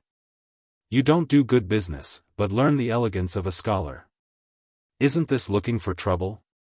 Zhu Qiyu had a headache. In the royal court, there were people loudly criticizing, but there were also many officials who lowered their heads in silence to show their support. he couldn't help but feel a little headache. My beloved subjects, the Duke of Loyalty and Courage has only opened an academy. As far as I know, he didn't recruit many people, only 50. This doesn't seem to be a big deal. Why do you need to bring it up to the imperial court? Your Majesty, that's not right. As soon as Zhu Qiu's voice fell, an old official stepped out from the crowd. He held a ceremonial tablet in his hand and had a serious and nervous expression on his face. Teaching and educating people is something that can only be done if there are great scholars and virtuous practitioners. Although Duke Zhongdan is quite good in other aspects, he is only a scholar. How can he take on such an important task? The person who spoke was called Yuan. His courtesy name was Juchuan, and his title was Dong Yuan. He was also called Dunan, and he was from Shujiang town in Guangchang County. Yuan was knowledgeable and well-versed in astronomy and geography. He was very talented in writing and was good at poetry. His works included, Dong Yuan Ji, Yiting Sun, 4 books lecture, Records of Rights and Explanations, Dunan Memorial, Herdsman Spare Book, Criminal Magistrate Spare Book, and so on. At that time, he was the left assistant minister of the Ministry of Personnel. His appearance represented the attitude of the literati. It was a rejection of Yang Chendong's so-called Yang Academy. Speaking of which, Yang Chendong came from a famous family. He was the youngest son of Yang Rong, one of the 3 Yangs. He had also become a scholar at a young age, so he should have been a model scholar. However, he chose to be a merchant in place of an official and led the army into battle. He went from a literati to a semi-martial person and obtained the position of duke. He became a duke before the age of 20. This made many people envious, and many people secretly refused to accept it. They only thought that if they had the chance, they would teach Yang Chendong a lesson and teach him a lesson. After all, a person who reached the peak before the age of 20 that many people would never be able to reach in their lifetime would have such a mentality.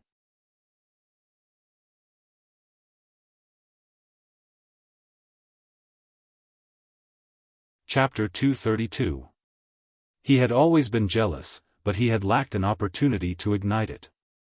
Now that Yang Chendong was going to open an academy, Yuan, as one of the great scholars, had to express his stance. That's right, that's right. With someone stepping forward, many of the civil officials nodded their heads in agreement, clearly showing their support for Yuan. The reason why so many of the officials stood up to oppose Yang Chendong was not only because of jealousy, but also because of the rules of scholars. Did scholars have rules? Of course they did. Every profession had its own rules, and anyone who wanted to break them would have to pay a heavy price. It was normal for scholars to open academies to teach and educate people. Not only could he promote his name, but he could also take the opportunity to recruit more students, expand his influence, and also collect a lot of money. This was a typical way for scholars to make a fortune. However, because of this, not everyone could open an academy. If one did not have a certain amount of social influence or was not recognized by the group of scholars, opening an academy would only cause them to be criticized, because the scholars would not allow such a thing to happen. Otherwise, if anyone could open an academy, where would they be able to make a living? Whether it was out of jealousy or wanting to maintain their own status and influence, in short, if Yang Chendong wanted to get involved in the matter of starting an academy, they would definitely stop him. Yuan stood up, and then several influential civil officials stood up to express their opposition. Zhu Qiu, who was sitting on the dragon throne, narrowed his eyes into a line. He knew how powerful the civil officials were, and he knew that deep down, these scholars looked down on him. This was the disadvantage of only respecting Confucianism. This was because once upon a time, the founders of the great Ming dynasty had also been rejected by the scholars. It was only because the great saber and great stick were too powerful that they had no choice but to lower their heads.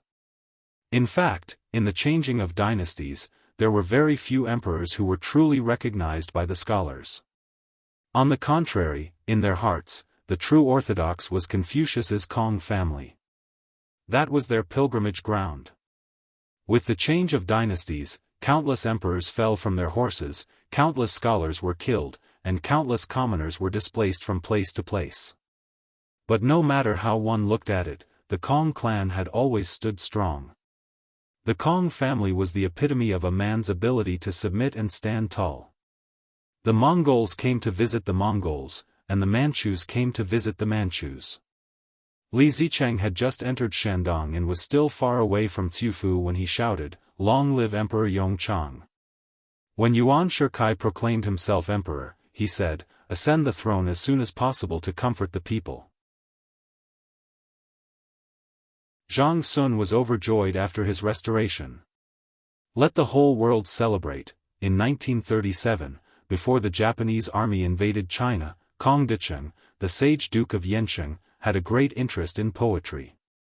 He advocated that China and Japan were of the same language and the same kind. The poem said, "Rivers, rivers, rivers, pearls, and streams are the same. How could there be different people in the same province?" This was a little confusing. Were you trying to express goodwill to the locust army? The longevity of the Kong clan was even greater than that of the imperial family. It was even a holy land for scholars in the world. Even the emperor sometimes had to look at his face when doing things. Just like Zhu Qiyu, in history, in order to make his son Zhu Jianji the crown prince, he actually bribed the officials of the imperial court. In the history books, the scholars of the imperial court received a special reward from the emperor, 50 taels of gold and double the amount of silver. Why would the Jingtai emperor, Zhu Qiyu, want to reward the officials? It turned out that the reward this time was actually a bribe. The Jingtai emperor wanted to use the reward to shut the mouths of the officials, to keep their mouths shut. This was why the Minister of Personnel, Wang Zhi, looked at the gold and silver rewarded by the emperor and stamped his feet. He said, "What is this? I am ashamed to death." Even the emperor sometimes had to look at the faces of scholars, not to mention Yang Chendong wanting to establish an academy. With his status and qualifications, it was normal for him to be opposed and reprimanded by everyone. However, Yang Chendong had just made a great contribution and was given the title of Duke of Loyalty and Courage. Moreover, he was stripped of all his other powers. At this moment, how could Zhu Qiyu make irresponsible remarks to him? Since the scholars weren't willing to let him establish an academy, he just let the scholars handle it. Thinking of this, his expression relaxed a lot. As for the matter of Zhonghua opening the Yang family academy, we still need to consider it carefully. Of course, if there are any officials who disagree, you can go and reason with them. This is also a way to promote the culture of our great Ming dynasty. Zhu Qiyu didn't say that he was against it, but he also didn't say that he was for it. If you have the ability, go find the Duke of Loyalty and Courage yourselves. This was also Zhu Qiyu's answer. With the emperor's words, he Wen Yuan and the others immediately beamed with joy. They were worried that the emperor would agree. If that was the case, they would be going against the emperor's will if they went to the Yang clan manor. This could be used against them by the embroidered uniform guards and the Eastern faction guards. But now that they had the emperor's decree, they could do things with fewer misgivings. Immortal abode. The streets were bustling with people and carriages, vividly displaying the prosperity of the capital. The immortal abode, where the world's best delicacies and best services were gathered, the sky beyond heaven, where all the world's rare treasures were gathered, and the Yang clan's bank had mountains of gold and silver. Because of this, the entire street was bustling with activity. If anyone who came to the capital didn't come here to take a look, they would be too embarrassed to say that they had ever been to the capital. This place had already become a symbol of the capital. This was especially true for the entrance to the immortal abode. Ever since breakfast, it had been packed with people. By the time the performance started, there wasn't a single empty seat to be seen. As the number of members increased by the day, it was becoming increasingly difficult to reserve a seat in advance. If even the members were like this, there was no need to mention the visitors. As the new year approached, more and more foreign ambassadors arrived. When they wanted to taste the delicacies here, they had no choice but to line up with the common folk of the great Ming dynasty. Even though most of those who could come here wore silk robes and had a certain level of status, it was still viewed as an insult to the common folk to line up with them. There had been a number of ministers who had disagreed on this matter. They said that the foreign ambassadors should be given special treatment to express the magnanimity of the great Ming dynasty. But Emperor Daizong had sent these memorials to Yang Chendong.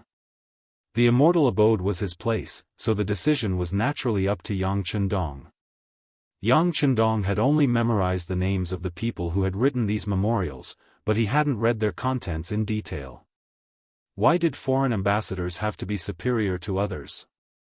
Worshipping foreigners was a sign of weakness deep in one's bones. Since Yang Chendong had come, he would never allow such a thing to happen. Treating everyone equally was already extremely benevolent. If it weren't for the fact that he needed to earn money from the foreign ambassadors right now, he would have already issued an order that only Han citizens were allowed to enter. Yang Chendong's indifference meant that the foreign ambassadors who wanted to enter the immortal abode had no choice but to line up. Even though they were full of grievances and had expressions of displeasure, when they knew that the rules couldn't be changed, there were still people who came to line up outside the immortal abode. Today, there was a woman in the line with an indifferent expression. She was indeed an astonishingly beautiful woman. She was dressed in the women's clothing of the great Ming dynasty. Her skin was as white as snow, and her eyes were as bright as the moon. In particular, her exquisite facial features made men's hearts itch. Speaking of which, this woman had quite the background. She wasn't actually a citizen of the great Ming dynasty, but rather a Japanese who lived at sea. Her name was Ohara Junko. Among the many people in the queue, Ohara Junko was undoubtedly an angel. Her appearance also made some of the men who were originally shouting in the queue shut their mouths. It seemed that they all wanted to leave a good impression in front of such a beauty. Junko was also protected by a few guards who weren't very tall, but had cold eyes. This only served to highlight her noble status. Her identity was truly not simple. Junko's father was Hito, the current emperor of the Inner Garden of Japan. She had come to the capital of the great Ming dynasty to broaden her horizons and seek opportunities. Hito was the emperor of the Muromachi period, the 102nd emperor. He had ascended the throne on September 7, 1428. He was the great-grandson of Emperor Hito, the son of Prince Fushimi Masayoshi, and the adopted son of Emperor Gokomatsu.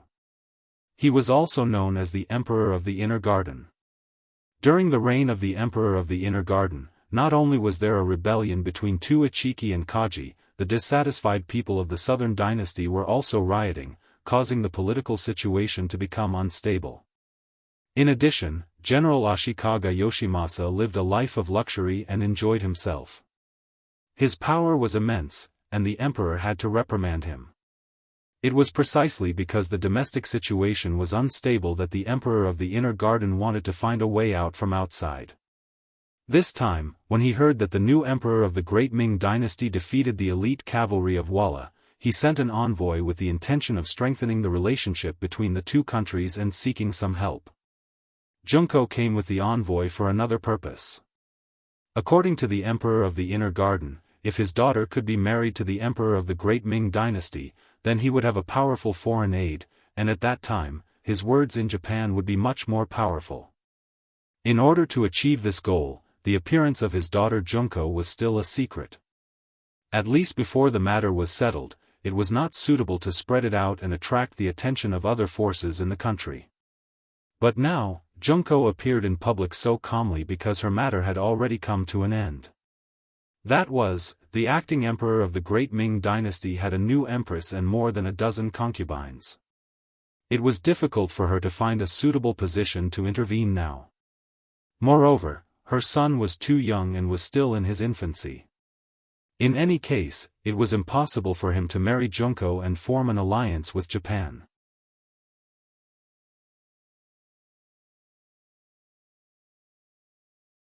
Chapter 233. It was precisely because she couldn't achieve her goal that Junko had decided to openly dress as a woman and walk out from the group of Japanese envoys. She had also heard that the Immortal abode had delicious delicacies that couldn't be found outside, as well as joyous music and dancing. Her curiosity had been piqued, and she wanted to see what was going on.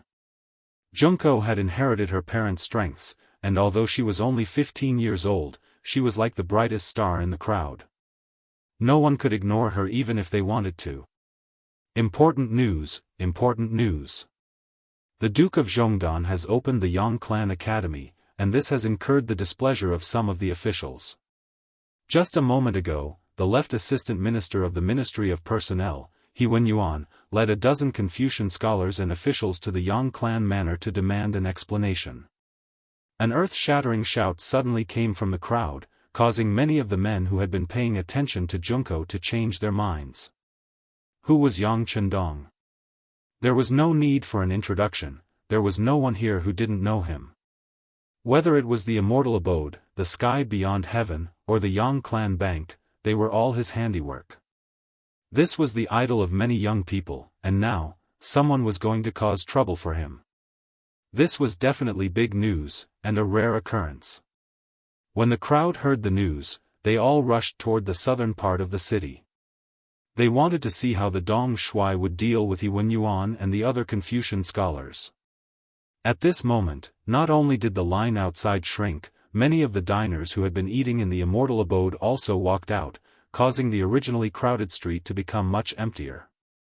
With so many people leaving, those who remained were particularly conspicuous. Among them were Junko and several of her guards. Little Lin Kun, did they go to see the Dong Shui? Junko's crisp voice rang out in somewhat awkward Chinese. Among the guards, a young man with a mustache was originally looking around with a serious expression. When he heard Junko's voice, he immediately turned around and nodded. Princess, they really did go to see the Dong Shui. According to the information we received, the Dong Shui is not in the capital, but in the Yang Clan Manor 15 li south of the city. The Yang Clan Manor? Junko also wants to go take a look. With a trace of desire in her eyes, Junko said in a moving voice. This. Shaolin hesitated when he heard the princess request. In the capital, the princess's safety was guaranteed, but once she left this place, he truly didn't dare to guarantee anything. Not hearing Kobayashi's exact answer, Junko's face flashed an innocent smile. What's wrong? Could it be that Shaolin Kun had no confidence in his own strength? My father has said that little Lin Kun is one of the best of the younger generation in Japan. Even my father's guards are not much stronger than you. Junko's affirmative voice reached Kobayashi's ears. His body suddenly straightened, and at this moment, he seemed to have become much taller. Well, since the princess is interested, Kobayashi will certainly fulfill her wish. Then let's set off now. Alright, thank you for your hard work, Korean-kun. After her brilliant plan succeeded, Junko's face returned to normal, as if she wasn't the girl who was begging just now. Outside the Yang Manor, Yuan and several other great scholars were standing in the square 50 meters away from the manor. None of them were wearing official robes. Obviously, they were going to question Yang Chendong in an unofficial capacity. It wasn't that Yuan and the others didn't know how to oppress others. On the contrary, it was precisely because they knew about Yang Chendong's achievements and knew that he was the Duke of Loyalty and Courage that they gave up showing themselves as officials. In fact, with their status, they really couldn't make Yang Chendong take the initiative to make any concessions. Yang Si and Yang Lu were standing 50 meters away from Yuan and the others. They stared at everything in front of them, looking at the great scholars and the sea of people behind them. It was not an exaggeration to say that it was a sea of people. With a rough estimate, there were more than 1,000 people who came to watch the show. When they were all gathered there, the official road was already crowded with people. Even those who came later to watch the show had to stand by the roadside and the ditches. Since this place became the Yang Manor, it hadn't been so lively. Even when Yang Chendong got married, although there were many guests, there weren't more than 1,000. It was unexpectedly so lively this time. Naturally, Yang Si and Yang Lu, who were responsible for the security of the outer court, were a little nervous. Among the crowd, Junko also came here under the protection of Xiao Lin and the others. It had to be said that in many cases, the use of money was still very great. When Xiao Lin took out some broken silver, he quickly let some people of the great Ming dynasty who came early to watch the show give up the best position.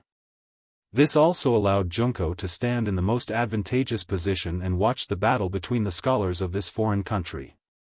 Yuan and the others came very early, but they weren't in a hurry to say anything. They were waiting for more witnesses to embarrass Yang Chendong.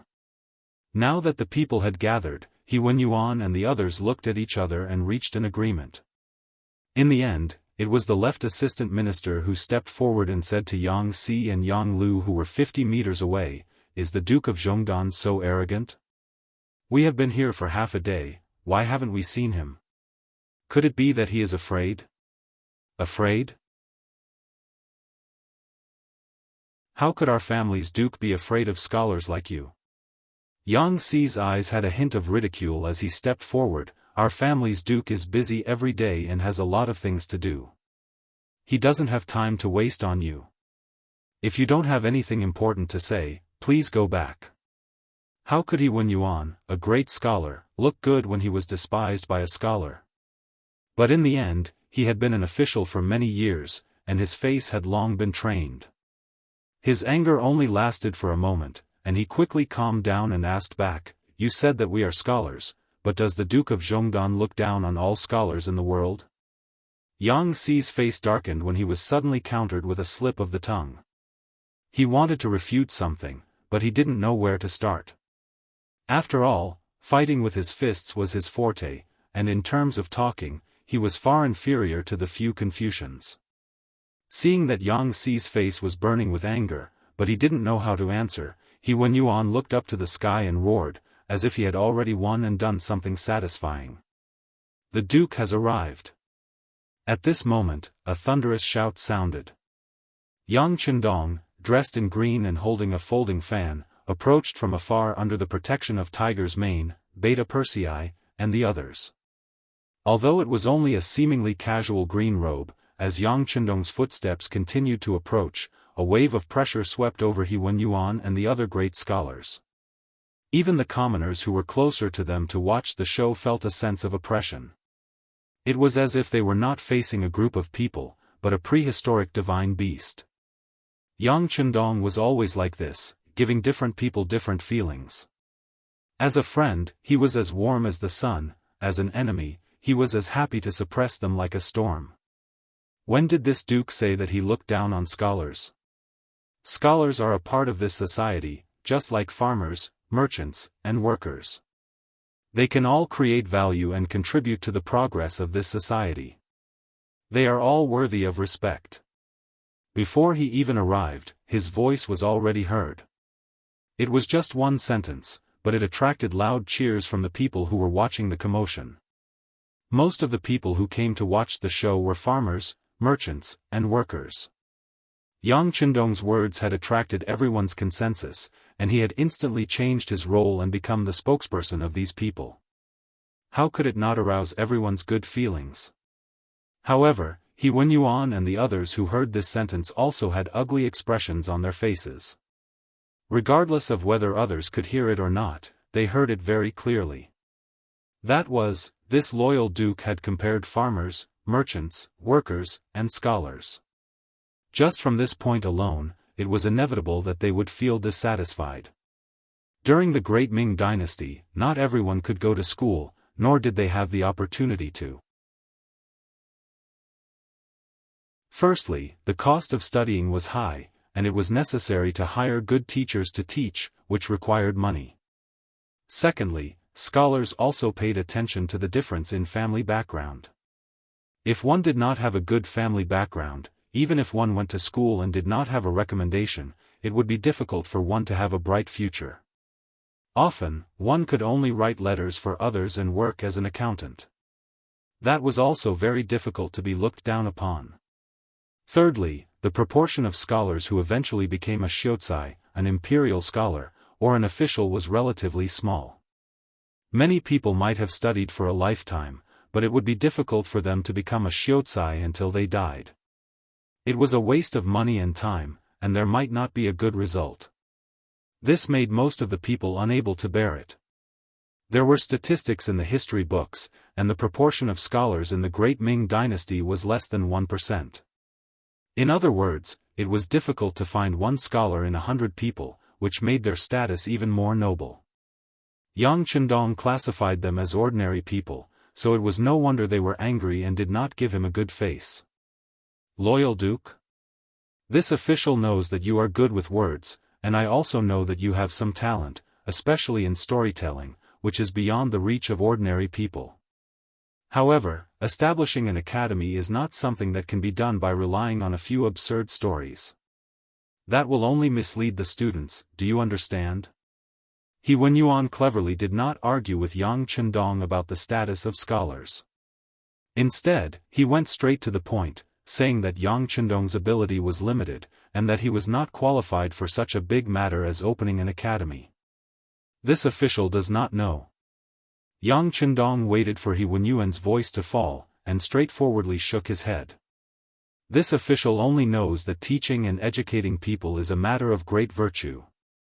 Being able to let the common people of the world know more words, and understand more knowledge, is the way of the good. In order to achieve this goal, this duke's teaching will not charge a single copper coin for tuition, and 2 meals will be provided. If the student is talented, this duke will recommend a suitable position for him or her, so that he or she can bring honor to his or her ancestors and family.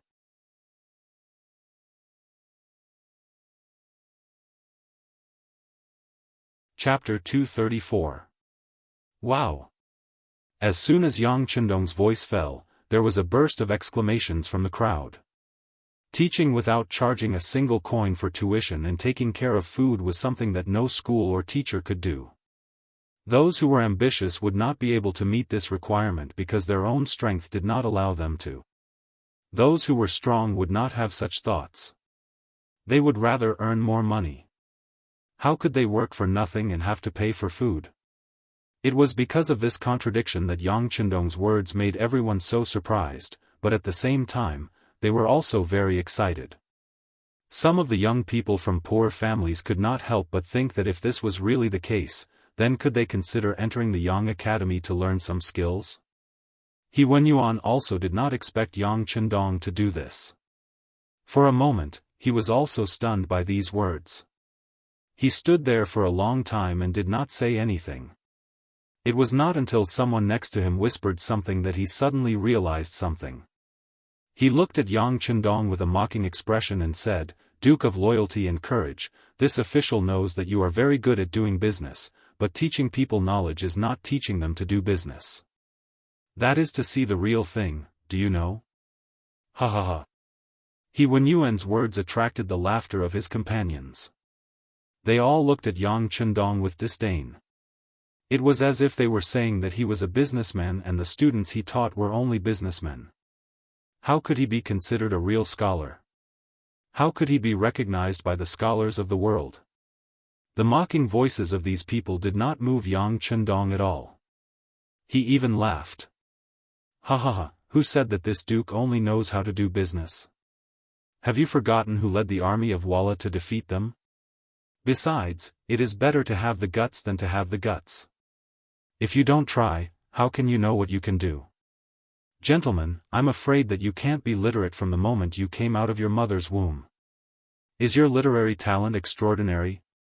The great Confucian scholars' faces darkened when they heard who was the one who defeated Walla's army. They couldn't help but take half a step back. At this moment, they remembered that the person in front of them was someone who could lead an army to defeat the powerful Walla. He killed people on the battlefield without blinking an eye. If they really angered him, they wouldn't be able to reason with him. On the other hand, Yuan was not as scared as the others. He had a bit of courage. Duke of Loyalty and Courage, don't try to change the topic. You know how to do business, you are proficient in the art of war, and you can lead troops into battle. But that doesn't mean that you are proficient in poetry, or that you have truly comprehended the 4 books and 5 classics.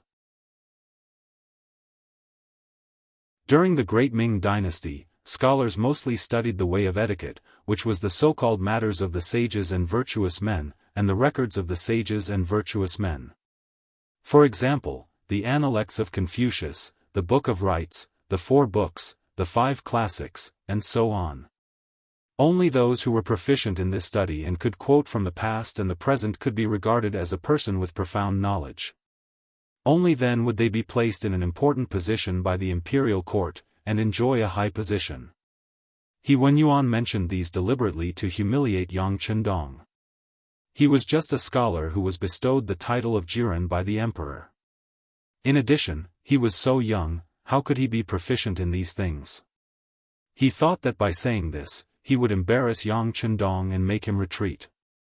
But unexpectedly, after hearing this, Dong Shuai didn't have a trace of embarrassment on his face. Instead, he laughed loudly. Isn't it just poetry? This duke can just casually open his mouth and it will be done. Ha, ha ha ha. This time, it was Yuan's turn to laugh. Duke of loyalty and courage, there are some things that can't be solved just by talking big. You have to know that it's easy to write a poem. However, if you want to write it well and let people remember it, it's extremely difficult. Don't be careless and lose your status. Of course not. Yang Chendong firmly shook his head. Since this duke is going to write poetry, it will not be an ordinary work. If you don't believe me, assistant minister can listen to it and then comment. Seeing that Yang Chendong didn't seem to be joking, Yuan was first stunned. Then, he turned to look at the crowd and found that there were many envoys from other countries. He hesitated. It was true that he came to find trouble with Yang Chendong, and it was also true that he came to make him lose face. But if he really made the Duke of Loyalty and Courage lose face in front of the foreign envoys, it would be unsuitable for the country. Yuan's hesitation was seen by Yang Chendong, and it made his impression of this person much better. Knowing the big picture had its advantages. If this person only came to improve his reputation by stepping on him, then after this matter was over, he would have to settle the score. Since Yuan was in such a difficult position, Yang Chendong didn't give him a chance to choose. He, who was originally very confident, opened his mouth and said, "I saw it." When Yang Chendong, who had raised the topic, opened his mouth, Yuan and the others immediately shut their mouths and looked at him. When he noticed that everyone's attention was on him, a confident smile flashed across Yang Chendong's face. He continued to say, "A shepherd boy rides a yellow ox, his song shakes the forest. He wants to catch a cicada, but suddenly he shuts his mouth." This was written by a famous poet of the Qing dynasty, Yuan Mei. It talked about a little shepherd boy riding on the back of a yellow ox in the dark forest. No one knew what happy thing he had, but he sang along the way. His singing was crisp and loud, and the entire forest was startled by him. Suddenly, the singing stopped. The little shepherd boy straightened his back and closed his mouth. His eyes were fixed on the tall treetops. Cicada, cicada, cicada. In the tree, a cicada was also singing at the top of its lungs. It was the cicada that had attracted the little shepherd boy. He really wanted to catch the cicada. And using this poem, Yang Chendong was also comparing Yuan and the other scholars' arrival to cicada. He himself was a child that could be caught if he wanted to. Comparing a poem to a person, the moment "I saw it" came out, the expressions of Yuan and the others could not help but change greatly. However, this was not the end. It was only the beginning. Yang Chendong's footsteps moved slightly. After taking half a step forward, he opened his mouth and said, "Lotus, an autumn cloud with a speck of red, 10 lotus leaves and 5 flowers. There's no need to close the door to sleep by the lake, the cool breeze fills the house every night. Water dragons chant, White Lotus, who removed the red coat for the green room welcoming the dawn frost. The Huansha people go, the Lingbo people stay, the Crystal Palace. A few pavilions, 10 miles of silver pond, the cold fragrance blows everywhere. In the dusky gull and heron, the bright flowers of the night, deep and indistinct. What's more, the clouds are clear and practiced, the dance is light and graceful, the fan is half lowered. Light makeup, the moonlight, immortal and elegant, the powder faded. When the small boat returns, the duckweed opens, the mirror looks out. Afraid of the remains, the cold waves, the 10,000 leaves, the west wind war. The former was a poem by Chao Yin of the Qing, and the latter was a poem by Wang Chutong of the Qing. In addition to what they had seen before, there were a total of 3 poems. They were almost all connected, and were all good quatrains. For a moment, it naturally shocked Yuan and the others, making it impossible for them to find the problem. They were shocked, but Yang Chendong did not seem to be satisfied. He looked at Yuan and the others who had come looking for trouble and said, "Poetry is only a small path. As long as you study hard and accumulate, it is not difficult to create good sentences. Don't you think so? Well, since you have come today, it would not be right if I did not give you something. This way, I will give you a poem. You must listen carefully. If there is anything you do not understand, you can come back and ask me." Ha ha ha. Yang Chendong's proud laughter fell into the eyes of Yuan and the others, making them angry. No matter what, they were people who had been studying for half their lives. Yang Chendong would only be 20 years old during the new year. Even if he could compose a quatrain, it would be impossible for them to ask for advice. This was simply an insult. Everyone looked at Yang Chendong with a few more traces of anger and annoyance. On the other hand, Yuan seemed to have a pretty good ability to calm himself down. When he looked at Yang Chendong, he said, "I wonder what loyal and gallant duke has to teach us. We are willing to take a look. If there is something we don't understand, we can naturally ask for guidance. However, if you say it out loud, we will understand immediately." "Huh, you don't have that high of an IQ." Who would have thought that Yang Chendong directly interrupted Yuan and said, "Listen carefully, I will only say it once. Whether you remember it or not depends on your luck. If you want to learn, you can come and ask for guidance in the future." Yang Chendong seemed to be very confident as he raised his head to look at the sky above him. After muttering to himself for a moment, he slowly said, "The Shi clan's history of lion eating." As soon as the name came out, Yuan and the others were stunned. They were indeed smart enough to suddenly think of something. But then he looked at Yang Chendong with an impossible look, completely with a look of disbelief. However, Yang Chendong didn't even look at them. Instead, he looked up to the sky and said, "Stone chamber poet Shi, the gluttonous lion, swears to eat 10 lions. From time to time, he was a lion in the eyes of the city. 10 o'clock, Shi city." At that time, the clan saw the 10 lions with the power of the 10-stone arrow, and the 10 lions died. She picked up 10 lions' corpses, which fit the stone chamber. The stone chamber was wet, so she sent a servant to clean the stone chamber. She began to eat 10 lions' corpses.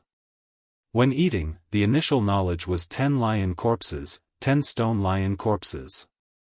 At that time, the clan's primordial knowledge was the truth. Testing is the matter.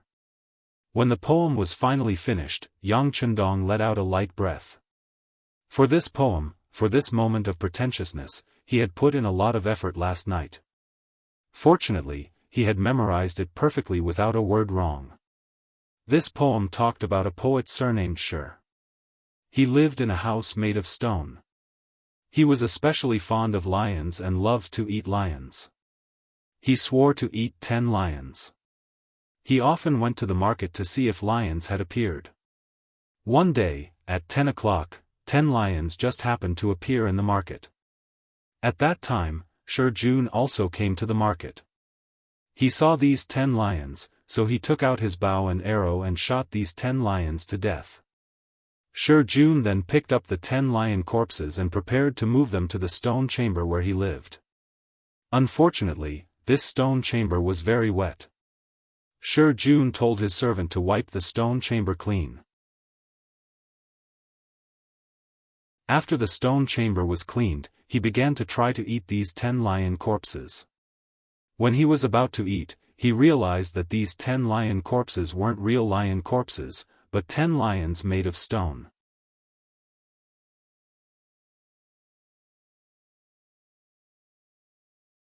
Chapter 235. This was a strange article written by Mr. Zhao Yuanren, a famous linguist and the father of modern linguistics, in the 1930s in the United States. The original title of the article was The History of the Stone Chamber Poets Eating Lions. The full text was 94 words, later expanded to 103 words, including the title of the article, a total of 110 words. If it was read aloud in Mandarin, people who did not understand ancient Chinese would not be able to understand it at all. The reason was that modern Mandarin had lost the entering tone and voicing of ancient Chinese. This was a classic that represented the breadth and profoundness of the Chinese language and Chinese characters. At that time, it had caused a great reaction. Now that it was taken out by Yang Chendong, as expected, Yuan and the others were speechless. They could feel the artistic conception of this poem, and it was very extraordinary. However, because Yang Chendong spoke too quickly and used the same words, they could not understand the essence of it from just one reading. It was precisely because they could not fully understand that at this moment, Yuan and the others were shocked. They stood there dumbfounded and did not know what to say. Isn't it too fast? You don't understand? It doesn't matter, as long as you humbly ask for guidance, I can write down what I just said and take it back for you to study. As if he had already expected such a possibility, Yang Chendong had a very natural and even sincere smile on his face. However, no matter how you looked at it, these smiles seemed a bit too fake, so fake that Yuan and the others felt a sense of shame. In a feudal society where everything was inferior and only scholarly attainments were valued, scholars valued their reputation very much. Not to mention an important imperial court official like Yuan, who was originally a heavenly official of the Ministry of Personnel. Who knew how many students he had, all over the world?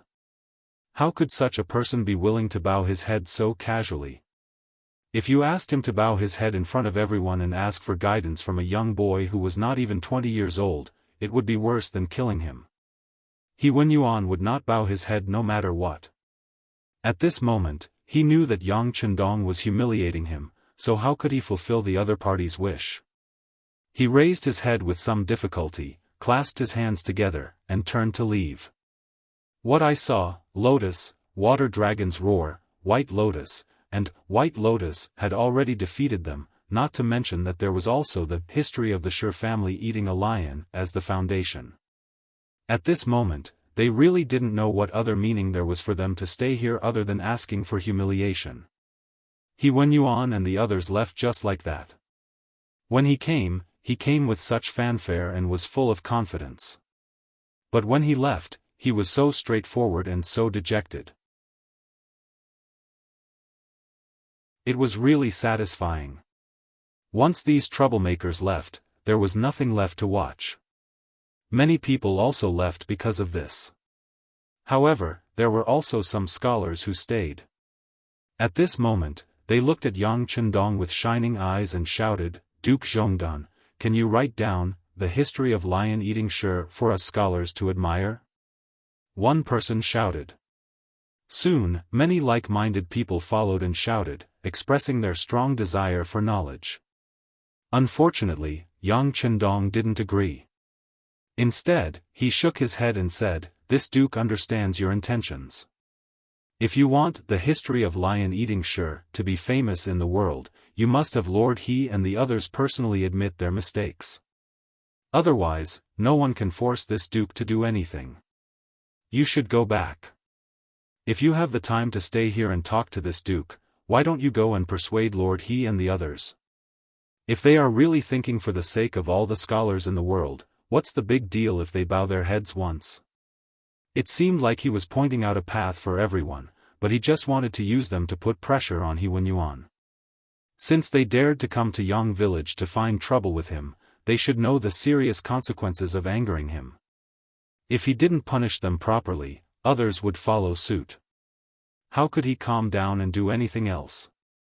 With Yang Chendong's firm attitude, the scholars who stayed behind knew that it would be difficult for them to take a turn for the better. They immediately cupped their fists and left.